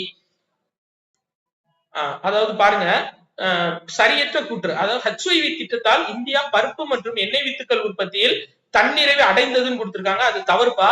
இந்தியா வந்து இன்னும் பருப்பு மற்றும் எண்ணெய் வித்துக்கள்ல மட்டும் தன்னிறைவு அடையல. சரியா? முக்கியமா எண்ணெய் வித்துக்கள்ல, பருப்பு மற்றும் எண்ணெய் வித்துக்கள்ல இந்தியா இன்னும் தன்னிறைவு அடையல. இந்த HYV அப்படின்னா ஹை ஈல்டு வெரைட்டி கிராப், உயர்தர உற்பத்தி தரக்கூடிய பயிர் வகைகள், அதான் ஹை ஈல்டு வெரைட்டி கிராப்னு சொல்லி சொல்லுவாங்க. இது மூலியமா கோதுமை அரிசி நல்ல ஒரு ஃபீட்பேக் கிடைச்சிச்சுப்பா, கோதுமைக்கும் அரிசிக்கும். பட் வந்து நம்மளுக்கு இன்னும் பருப்புக்கும் எண்ணெய் வித்துக்களோட உற்பத்தியில தன்னிறைவு பெறல. ஆப்ஷன் ஏ பாருங்க. குறைந்தபட்ச ஆதரவு விலை மூலமாக விவசாயிகள் விலை வீழ்ச்சிக்கு ஆதரவாக பாதுகாக்கப்படுகிறார்கள். கரெக்ட். அறுவடை செய்யப்பட்ட தானியங்கள் இந்திய உணவு கழகம் FCI food corporation of India மூலம் கொள்முதல் செய்யப்படுகிறது. கரெக்ட். தமிழ்நாடு 2016ஆம் ஆண்டு முதல் இலக்கு பொது வழங்கல் முறையை பின்பற்றுகிறது. இது ரொம்ப ரொம்ப முக்கியமான பாயிண்ட்பா. ஏன்னா 2013 வரை நம்ம தமிழ்நாடு வந்து இலக்கு பொது வழங்கல் கிடையாது, உலகளாவிய பொது வழங்கல் முறையை தான் பின்பற்றிட்டு வந்தோம். இப்போ உலகளாவிய பொது வழங்கல் முறைனா என்னன்னா, ஒரு ரேஷன் கார்டுக்கு 30 கிலோ அரிசினா 30 கிலோ அரிசி தான். அது ஒரு ஆள் இருந்தாலும் சரி, 5 பேர் இருந்தாலும் சரி. ஆனா இலக்கு பொது வழங்கல் முறைனா என்னன்னு சொல்லி பாத்தீங்கன்னா, ஒரு ரேஷன் கார்டுல ஒரு நபர் இருக்காருன்னா அவருக்கு 5 கிலோ அரிசி தான். அப்ப 4 பேர் இருக்காங்கன்னா 20 கிலோ அரிசி தான். அது வந்து 2016 நவம்பர் 1ல கையெழுத்து போட்டிருப்பாங்க. அதுல இருந்தா இது செயல்பாட்டுக்கு வந்திருக்கும். அடுத்து பாருங்க, 2019 கணக்கெடுப்பின்படி வாங்கும் சக்தி அடிப்படையில் இந்தியாவின் நிலை என்ன அப்படின்னு சொல்லி கேட்டிருந்தாங்க. 3வது நிலை. 1வது வந்து பாத்தீங்க அப்படின்னா சீனா, 2வது அமெரிக்கா, 3வது இந்தியா, 4வது ஜப்பான். சரியா? வாங்கும் சக்தி அடிப்படையில 2019 நம்ம புக்கு கணக்கெடுப்பு. சரி, அடுத்து வாங்கும் திறனை பாதிக்கும் காரணிகளில் தவறானது எது அப்படின்னு சொல்லி கேட்டிருக்காங்க. Option B. ஏன்னா பொருட்களுக்கான தேவை அதிகரிப்பது, அதுதான் வாங்கும் திறனை குறைக்கும். இப்ப பொருட்களுக்கான தேவை வந்து அதிகரிச்சுன்னு வச்சுக்கோங்களேன், நம்ம கையில காசு நிறைய தேவைப்படும். இப்போ நம்ம திடீர்னு வந்து பாத்தீங்கன்னா தக்காளி ரேட்டு கூடும். ஏன்னா ப்ரொடக்ஷன் கம்மியா இருக்கும், தக்காளியோட வரத்து கம்மியா இருக்கும், ஆனா தேவை அதிகமா இருக்கும். அப்ப மக்களோட வாங்கும் சக்தி குறையும். சரியாப்பா? அப்ப மக்களோட வாங்கும் திறனை பாதிக்கும் காரணியில சரியானது எதுன்னு பாத்தீங்கன்னா அதிக மக்கள் தொகை ஒண்ணு, அத்தியாவசிய பொருட்களின் விலை அதிகரித்தல் ஒண்ணு, வறுமை மற்றும் சமத்துவமின்மை. இதுவும் கரெக்ட் தான். அத்தியாவசிய பொருட்களுக்கான தேவை குறைவது கிடையாது, அதிகரிப்பதுதான் வாங்கும் திறனை பாதிக்கும் காரணிகள். அடுத்து 85 பாருங்கப்பா. கீழ்காண்பவைகளில் இந்தியாவின் விவசாய கொள்கையால் ஏற்பட்ட தீமை எது அப்படின்னு சொல்லி கேட்டிருக்காங்க. ஆக்சுவலா ஆப்ஷன் சி தான்ப்பா தீமை. ஏன்னா ரசாயன உரங்கள் வந்து அறிமுகம் செஞ்சிருப்பாங்க. இப்ப HYV high yield variety crop, அது மூலியமா இந்தியாவோட உணவு பஞ்சம் தீந்துச்சு. கரெக்ட் தான். அதிகாரத்துவ தடைகளை நீக்குதல், அதாவது ஒரு கிராமத்துல ஒரு பெரிய ஆள் இருப்பாரு, நான் சொல்றதுதான் கேட்கணும், என்கிட்ட தான் வந்து எல்லா பயிர் வகைகளும் கொடுக்கணும், நான் தான் வித்து காசு தருவேன்னு சொல்லுவாரு. அந்த அதிகாரத்தை நீக்கி டைரக்டா கூட்டுறவு சங்கங்கள் மூலியமா கவர்மெண்ட் எடுத்தாங்க. சரியா? கூட்டுறவு சங்கங்கள் மூலியமா எடுத்தாங்க. அப்ப அதிகாரத்துவ தடைகளை நீக்குதல். அதே மாதிரி இடைத்தரகர்களை ஒழித்தல், அதுவும் கரெக்ட் தான். சரியாப்பா? நம்ம டைரக்டா கூட்டுறவு சங்கங்களை போய் கொடுத்தோம் அப்படின்னா இடைத்தரகர்கள் இருக்க மாட்டாங்க. அப்ப இந்தியாவோட விவசாய கொள்கையில ஏற்பட்ட தீமை எது அப்படின்னா ரசாயன உரங்கள், அதுதான் வந்து நிலத்தை வந்து கெடுத்துருச்சு. சரியா? Right, okay. ஆனா ரசாயன உரங்கள் போடல அப்படின்னாலும் நம்மளோட உற்பத்தி குறைவா இருந்திருக்கும். சரி, தண்ணி குடிச்சுக்கிறேன்ப்பா, ஒரு நிமிஷம்.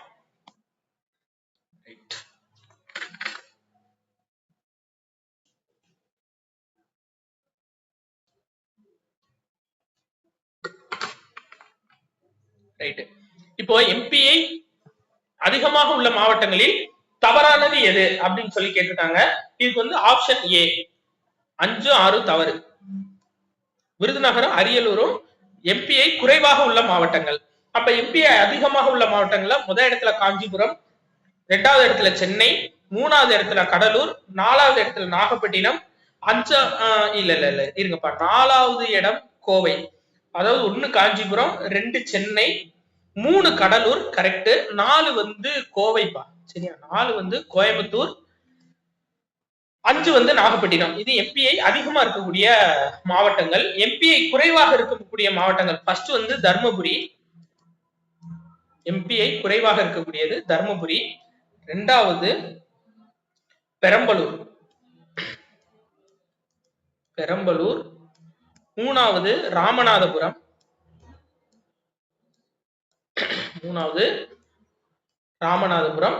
நாலாவது விருதுநகர்பா. அஞ்சாவது வந்து அரியலூர். சரியா? சாரி, 4 அரியலூர், 5 விருதுநகர். சரியா? Right, okay. இது எம்பிஐ குறைவா இருக்கக்கூடிய மாவட்டங்கள், மிச்ச 4 எம்பிஐ அதிகமா இருக்கக்கூடிய மாவட்டங்கள். ரைட், ஓகேப்பா.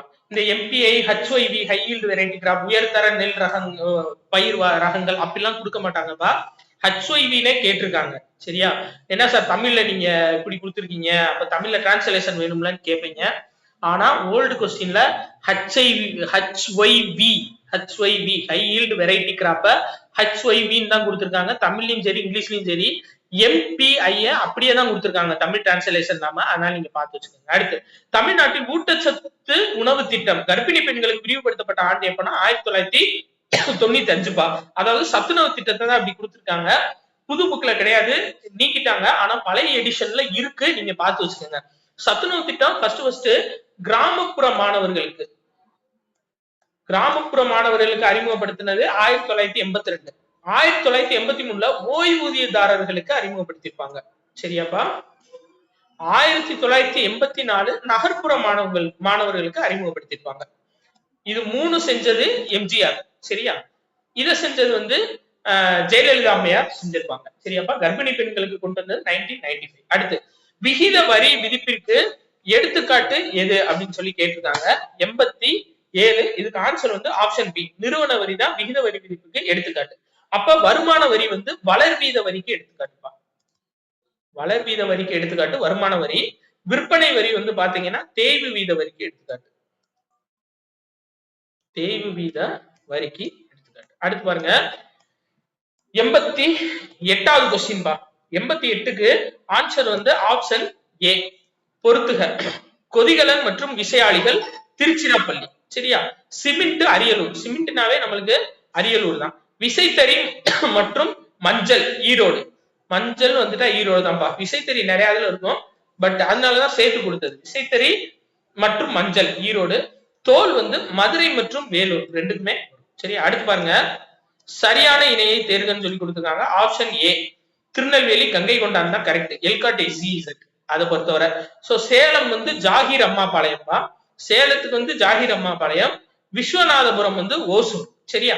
அப்ப விலாங்குறிச்சி வந்து கோயம்புத்தூர் மாவட்டத்துல இருக்கும். கோயம்புத்தூர்ல விலாங்குறிச்சி. சரியா? திருச்சியில வந்து பாத்தீங்கன்னா நாவல்பட்டு திருச்சி. சரியா? அடுத்து பாருங்க, இது வந்து ஓல்டு எடிஷன்ல அப்படியே இருக்குப்பா, புது எடிஷன்ல எடுத்துட்டாங்க. ஆனா ரொம்ப முக்கியமான டேட்டா, 90% மிகச்சிறிய மற்றும் சிறிய நடுத்தர முகமைகளுக்கு உதவும் முகமை எது அப்படின்னு சொல்லி கேட்டிருக்காங்கப்பா. அதாவது சிறு மற்றும் அதாவது 90% மிகச்சிறிய மற்றும் சிறிய நடுத்தர முகமைகளுக்கு உதவும் தமிழ்நாடோட முகமை எது அப்படின்னா டிக்கு, TIIC. சரியாப்பா? 1942ல துவங்கப்பட்டிருக்கும். டான்சி அப்படின்றது 1965, டான்சிட்கோ அப்படின்றது 1970, சிப்காட் 1971. சரியா? Right, okay. அடுத்து பாருங்க, 10 கரண்ட் அஃபேர்ஸ் பா, ரொம்ப ரொம்ப முக்கியமானது, நல்லா கவனிச்சுக்கோங்க. இந்திய ராணுவத்தில் ஆளில்லா விமானங்கள் இங்க கமா வரணும், சோ நோட் பண்ணிப்போம். சரியா? அது ஒரு சின்ன சின்ன மிஸ்டேக்ஸ் இருக்கு, அது நம்ம பேப்பர்ல வரும்போது கரெக்டா இருக்கும். Right, okay. இங்க வந்து ஆளில்லா விமானங்கள் கமா வருது. Right, comma.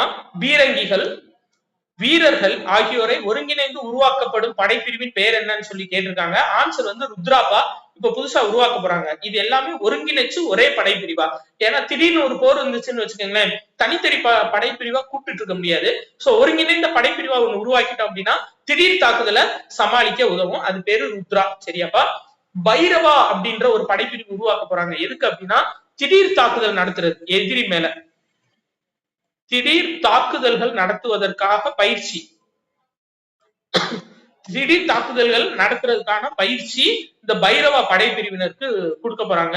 ஏற்கனவே இருக்காங்க இந்த மாதிரி நிறைய படைப்பிரிவு. ஃபார் எக்ஸாம்பிள் மார்க்கோஸ் கமாண்டோஸ் சொல்லுவாங்க. அதே மாதிரி இந்த பேரா கமாண்டோஸ் இவங்க எல்லாம் அப்படி ட்ரெயின் பண்ணப்பட்டவங்க தான். இருந்தாலும் புதுசா ஒரு சிறப்பு படைப்பிரிவு பைரவான்னு சொல்லிட்டு ஒரு படைப்பிரிவு உருவாக்க போறாங்க எதிரிகள் மீது திடீர் தாக்குதல் நடத்துறதுக்காக. இந்த மகாதேவ் அப்படின்றது என்னன்னு சொல்லி பாத்தீங்கன்னா ஆபரேஷன் மகாதேவ் இப்பதான் கண்டக்ட் பண்ணாங்க. ஆபரேஷன் மகாதேவ் எதுக்கு அப்படின்னா ஜம்மு அண்ட் காஷ்மீர் பகுதியோட வனப்பகுதியில தீவிரவாதிகளை வேட்டையாடினாங்க. அதுல வந்து பாத்தீங்க அப்படின்னா பஹல்காம் தாக்குதல்ல ஈடுபட்ட முக்கிய தீவிரவாதி சுலைமான் அப்படின்ற ஒரு தீவிரவாதி வந்து பாத்தீங்கன்னா சுட்டு கொல்லப்பட்டிருக்காரு. அந்த சுலைமான்ற ஆளு பாத்தீங்க அப்படின்னா அவர் வந்து அதாவது பாகிஸ்தான்ல கமாண்டோ படைப்பிரிவுல இருந்து தீவிரவாதியா மாறினாலாம். எப்படி இருக்குன்னு பாருங்க. அதாவது பாகிஸ்தான் அதான் நம்ம சொல்றோம்ல தீவிரவாதிகளை சோறு போட்டு வளர்க்கக்கூடிய நாடு மாதிரி இருக்கு. அது எப்படி ராணுவத்துல இருந்து தீவிரவாதியா மாற முடியும் அவங்க பெர்மிஷன் இல்லாம? சோ அப்படி அந்த தீவிரவாதி வந்து பஹல்காம் தாக்குதல்ல ஈடுபட்டால சுட்டு கொண்டிருக்காங்க. அந்த ஆபரேஷன் பேர் என்னன்னா ஆபரேஷன் மகாதேவ். இது ரொம்ப ரொம்ப முக்கியமானது. சரியா? அடுத்து 92வது கொஸ்டின் பாருங்க. டிஎன் ஸ்பார்க் திட்டம் சரியற்ற இணைய தேர்வுன்னு சொல்லி கொடுத்திருக்காங்க. ஆப்ஷன் ஏதாப்பா சரியற்றது. ஏன்னா 6 முதல் 10ஆம் வகுப்பு வரை உள்ள மாணவர்களுக்கு அடிப்படை கணினி அறிவை வழங்குதல் கொடுத்திருக்காங்க. அது 9ஆம் வகுப்பு வரை உள்ள மாணவர்களுக்கு. சோ இதன் விரிவாக்கம் என்ன அப்படின்னு சொல்லி பாத்தீங்கன்னா தமிழ்நாடு ஸ்கூல் புரோகிராம், அதாவது டிஎன் ஸ்பார்க். சரியாப்பா? தமிழ்நாடு ஸ்கூல் SPARK அதான் ஸ்பார்க். சரியா? Tamil Nadu school programme for artificial intelligence robotics and knowledge tools. இதுதான் வந்து பாத்தீங்கன்னா ஸ்பார்க் திட்டம். இதன் அடிப்படை ஆசிரியர்களுக்கும் கற்றுத்தரப்படும்ன்றது கரெக்ட். இது 4 கருப்பொருட்களை அடிப்படையாக கொண்டதுன்றதும் கரெக்ட். அப்ப அந்த 4 கருப்பொருட்கள் என்னப்பா? ஃபர்ஸ்ட் வந்து கணினி அறிவியல். கணினி அறிவியல். 2வது கல்வி சார்ந்த இணையதளங்கள். கல்வி சார்ந்த இணையதளங்கள். 3வது வந்து கோடிங். நம்ம C++ லாங்குவேஜ் இருக்குல்லப்பா, ஜாவா எல்லாத்துக்கும் கோடிங் தான். சரி. 4வது AI ஆர்டிபிஷியல் இன்டெலிஜென்ஸ். இது 4 தான் இதோட கருப்பொருட்கள். அடுத்து பாருங்க, இந்தியாவில் தற்போது வேலையில் இருப்போரின் எண்ணிக்கை சதவீதம் எவ்வளவு அப்படின்னு சொல்லி கொடுத்திருக்காங்க. வேலையில இருக்கவங்களோட எண்ணிக்கை சதவீதம் எவ்வளவுனா 58.2%. ஆக்சுவலா 64.33 கோடி பேர் வேலையில இருக்காங்க இந்தியால. சரியா? சரி. இந்த 46.8 அப்படின்றது 2017 கணக்கெடுப்பின்படி வேலையில இருக்கவங்க. இப்போ வந்து 58.2%. சோ வேலை இன்மையோட விகிதம் எவ்வளவு இருக்கு அப்படின்னு சொல்லி பாத்தீங்கன்னா 3.2%. சரியா? இந்தியால வேலை இன்மையோட விகிதம் 3.2%. அடுத்து பாருங்கப்பா, போஷ் சட்டம் வித்தியாசமா இருந்துச்சு.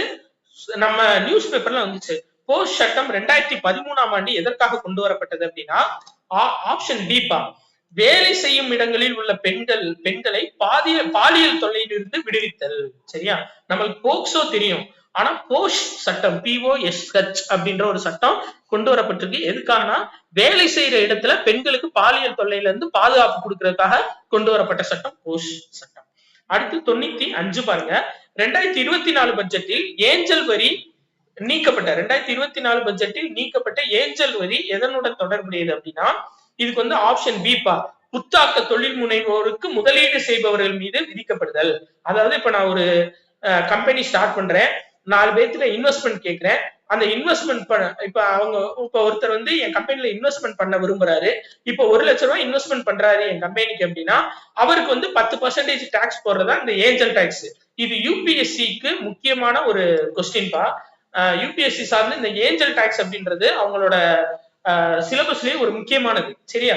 சோ அந்த ஏஞ்சல் டாக்ஸ் வந்து இப்ப ரீசெண்டா நீக்கிருக்காங்க 2024 போன வருஷம் இதுல பட்ஜெட்ல. சரியா? அப்ப ஏஞ்சல் வரி அப்படின்றது எதனுடன் தொடர்புடையதுன்னா புத்தாக்க தொழில் முனைவோருக்கு முதலீடு செய்பவர்கள் மீது விதிக்கப்படுறது. சரியா? அடுத்து பாருங்க.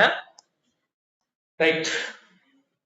ஆடி திருவாதிரை விழா இப்ப நடந்துட்டு இருக்குல்லப்பா. ராஜேந்திர சோழனின் கங்கை கொண்ட சோழபுரம் அமைந்துள்ள மாவட்டம் எதுன்னு கேட்டிருக்காங்க. அரியலூர் மாவட்டம். இது ஏற்கனவே ஓல்டு கொஸ்டின்ல கேட்டதுப்பா. கங்கை கொண்ட சோழபுரம் எந்த மாவட்டம்னு கேட்டதுக்கு நிறைய பேர் தஞ்சாவூர்னு அடிச்சுட்டு வந்தாங்க. அதே மாதிரி கீழடி எந்த மாவட்டம்னு கேட்டதுக்கு மதுரைன்னு அடிச்சுட்டு வந்தாங்க. கீழடி சிவகங்கை, கங்கை கொண்ட சோழபுரம் அரியலூர். ஆக்சுவலா இது வந்து முப்பெரும் விழான்னு சொல்லி சொல்றாங்கப்பா. எதுக்கு முப்பெரும் விழான்னு சொல்லி சொல்றாங்கன்னா இது வந்து ராஜேந்திர சோழனோட பிறந்த நாள் ஒண்ணு. இன்னொன்னு என்னன்னு பாத்தீங்கன்னா ராஜேந்திர சோழன் வந்து அதாவது தென்கிழக்கு கடற்கரை பகுதியில் படையெடுத்து சென்றது 2. சரியா? மூணாவது தஞ்சை பெரிய கோயில் கட்ட ஆரம்பிக்கப்பட்டு 100 வருடம் 1000 வருடம் ஆனது. கட்ட ஆரம்பிக்கப்பட்டு 1000 வருடம் ஆனது. சோ இது 3 சேர்ந்துதான் முப்பெரும் விழா அப்படின்னு சொல்லி கொண்டாடுறாங்க. சோ இது கூட கேட்கலாம் நம்மளுக்கு கூற்று காரணத்துல. ஏன்னா ராஜேந்திர சோழன் சார்ந்து வர்றதுனால இது கோவில்கள் இருக்காது. சோ ராஜேந்திர சோழன் சார்ந்து வர்றதுனால நம்மளுக்கு மேபி அந்த யூனிட் 6-7 ஓரியன்ட் தான் கேட்கலாம். சோ ஃபர்ஸ்ட் வந்து பாத்தீங்க அப்படின்னா அவரோட ராஜேந்திர சோழனோட பிறந்த நாள் ஒண்ணு, ரெண்டாவது அவர் தென்கிழக்கு ஆசிய நாடுகள் மீது படையெடுத்த நாள் ஒண்ணு, மூணாவது தஞ்சை பெரிய கோயில் கட்ட ஆரம்பிக்கப்பட்ட வருடம். இது 3 சேர்ந்துதான் முப்பெரும் விழாவா இப்ப ஆடி திருவாதிரை விழா அப்படின்னு சொல்லி நம்ம இதுல வந்து கொண்டாடப்பட்டிருக்கு. சரியா, கங்கை கொண்ட சோழபுரத்துல பிரதமர் மோடியும் வந்துட்டு போயிருக்காப்ல. அடுத்து 97வது கொஸ்டின் பா. இந்தியா பிரிட்டன் வர்த்தக ஒப்பந்தம் சார்ந்து சரியற்ற இணை எது அப்படின்னு சொல்லி கேட்டிருக்காங்க. Option C. அதாவது இது ரொம்ப முக்கியமானது. ஃபர்ஸ்ட்ல இருந்து பார்த்தோம். பிரிட்டனுக்கு ஏற்றுமதியாகும் 99% இந்திய பொருட்களுக்கு முழு வரி விலக்கு. சரியாப்பா, கரெக்ட். 1. 2030ஆம் ஆண்டுக்குள் இரு நாட்டின் வர்த்தக ஒப்பந்தம் 12,000 கோடி டாலராக அதிகரிக்கும். 2வது கரெக்ட். 3வது, இதன் மூலம் பிரிட்டன் பொருட்களுக்கான வரி 12%-இருந்து 5% குறையும் கொடுத்திருக்காங்க. 3% குறையும்பா. சரியா, ஏன்னா நம்மளோட பொருட்களுக்கு 99% பொருட்களுக்கு முழு வரி விலக்கு கொடுத்திருக்காங்களே, அப்ப அவங்க பொருளுக்கு நம்மளும் வரி விலக்கு கொடுக்கணும்லப்பா, அதான முறை. அப்ப வந்து 12%-இருந்து 3% குறைச்சிருக்காங்க. அடுத்து, இறக்குமதியாகும் மதுபானங்களுக்கான வரி 150%-இருந்து அதாவது பாதியாக குறைக்கப்படும். ஆக்சுவலா 50% வரணும். சரியா, 75%. கரெக்ட் தான், கொஸ்டின் கரெக்ட் தான். 150%-இலிருந்து 75 குறைக்கப்படும். சரியா, 50% குறைக்கப்பட்டு 50% குறைக்கப்பட்டு 75% இருக்கும். சரியாப்பா, அதான் மெயின். 75% குறைக்கப்படும்னா 50% குறைக்கப்பட்டு 75% இருக்கும். சரி, அடுத்து, மறைந்த கேரளாவின் முன்னாள் முதல்வர் அச்சுதானந்தன் எந்த கட்சியை சேர்ந்தவர்னா ஆப்ஷன் டி, மார்க்சிஸ்ட் கம்யூனிஸ்ட் கட்சியை சேர்ந்தவர். அடுத்து 99 பாருங்க. தற்போது இந்திய விமானப்படையிலிருந்து ஓய்வு பெற்ற விமானம் எதுனா மிக் 21பா. ரொம்ப ரொம்ப முக்கியமானது. ரஷ்யாவோட விமானம். நம்ம அதாவது இந்தியா பாகிஸ்தான் போர், கார்கில் போர்ல எல்லாம் ரொம்ப முக்கிய பங்கு வகிச்சது. இப்ப போக போக வந்து பாத்தீங்க அப்படின்னா டெக்னாலஜி வைஸ் நம்மளுக்கு நிறைய விமானம் வந்ததுனால இந்த விமானத்தை வந்து நீக்கிட்டாங்க. சரியாப்பா. சோ டெஸ்ட் உங்களுக்கு பிடிச்சிருந்துச்சு அப்படின்னா வழக்கம் போல சொல்றதாப்பா. 8666772290 அப்படின்ற ஜிபே நம்பருக்கு நீங்க 10 ரூபா செலுத்தலாம்ப்பா. சரியா, ஒவ்வொரு டெஸ்ட் முடிய முடிய நீங்க 10 ரூபா செலுத்தலாம். சோ லாஸ்ட் கொஸ்டின் பாருங்க. தேசிய பேரிடர் மேலாண்மை ஆணையம் சார்பில் வெளியிடப்பட்ட செயலி எது அப்படின்னா சசேட் செயலி. சரியாப்பா, ரொம்ப முக்கியமானது. சோ இந்த சசேட் செயலியில என்னென்ன வருமா அப்படியே நான் சொல்ல சொல்ல நீங்க எழுதி வச்சுக்கோங்க. வெள்ளம் சார்ந்த இன்ஃபர்மேஷன்ஸ், நிலச்சரிவு, ஆழிப்பேரலை,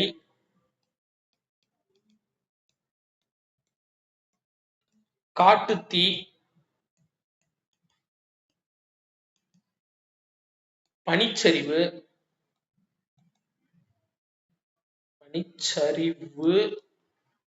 புயல், மின்னல் தாக்குதல் வரும்பா. இதான் மெயின். சரியா, மின்னல் தாக்குதல் அது வந்து இந்த சசேட் செயலியில கொடுத்திருக்காங்க. சரியாப்பா, ரொம்ப முக்கியமானது. சோ தேசிய பேரிடர் மேலாண்மை ஆணையம் சார்பில் வெளியிடப்பட்ட செயலி எது அப்படின்னா சசேட் செயலி. இந்த நாம் அப்படின்றது என்னன்னா நேஷனல் அக்ரிகல்ச்சர் மார்க்கெட் பா.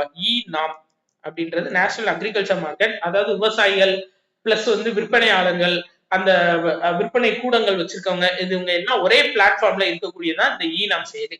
மின்மதி அப்படின்ற செயலி எதுக்காக அப்படின்னா இது வந்து மகளிர் சுய உதவி குழுக்கள் சார்ந்து, மகளிர் சுய உதவி குழுக்கள் சார்ந்து கொண்டு வரப்பட்டது இந்த மின்மதி செயலி.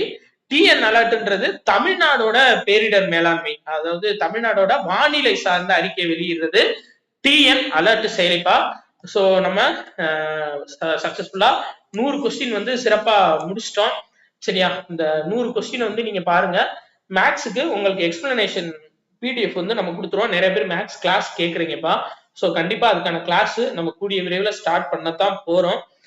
அதுவும் நீங்களே எடுத்துருங்க சார்னு சொல்லி சொன்னீங்க நிறைய பேர். வாட்ஸ்அப்ல வாய்ஸ் மெசேஜ் நீங்க போடுங்கப்பா. எந்த டவுட்னாலும் வாய்ஸ் மெசேஜ் போடுங்க.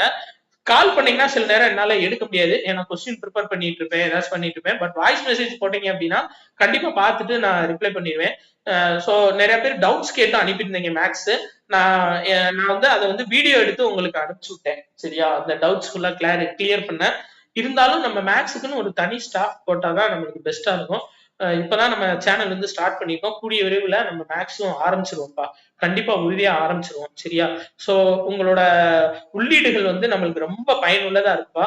சோ அந்த ஜிபே நம்பருக்கு கண்டிப்பா உங்களால முடிஞ்சது. இது வந்து கட்டாயம் இல்லப்பா. நம்மளுக்கு இந்த டெஸ்ட் வந்து ஃப்ரீயா தான் நம்ம எல்லாரும் ஃப்ரீன்னு சொல்லக்கூடாது. அதுக்கான வார்த்தை கிடையாது. நம்ம எல்லாத்துக்கும் குடுத்துட்டு இருக்கோம். சரியாப்பா? விருப்பம் இருக்கவங்க ஒவ்வொரு டெஸ்ட் முடிய முடிய நீங்க 10 ரூபாய் அனுப்புனீங்க அப்படின்னா நம்மளுக்கு ரொம்ப பயனுள்ளதா இருக்கும். ஸோ மேக்ஸ் கிளாஸும் கூடிய விரைவில் நம்ம ஸ்டார்ட் பண்ணிடுவோம்ப்பா. உங்களுடைய ஆதரவுக்கு ரொம்ப ரொம்ப நன்றி. இதுவரை நிறைய பேர் வந்து செலுத்துறீங்க. 10 ரூபாய் வந்து செலுத்துறீங்க. செலுத்தின எல்லாத்துக்கும் வந்து மிக்க மிக்க நன்றிப்பா. ஸோ அடுத்த டெஸ்ட்ல பார்ப்போம்.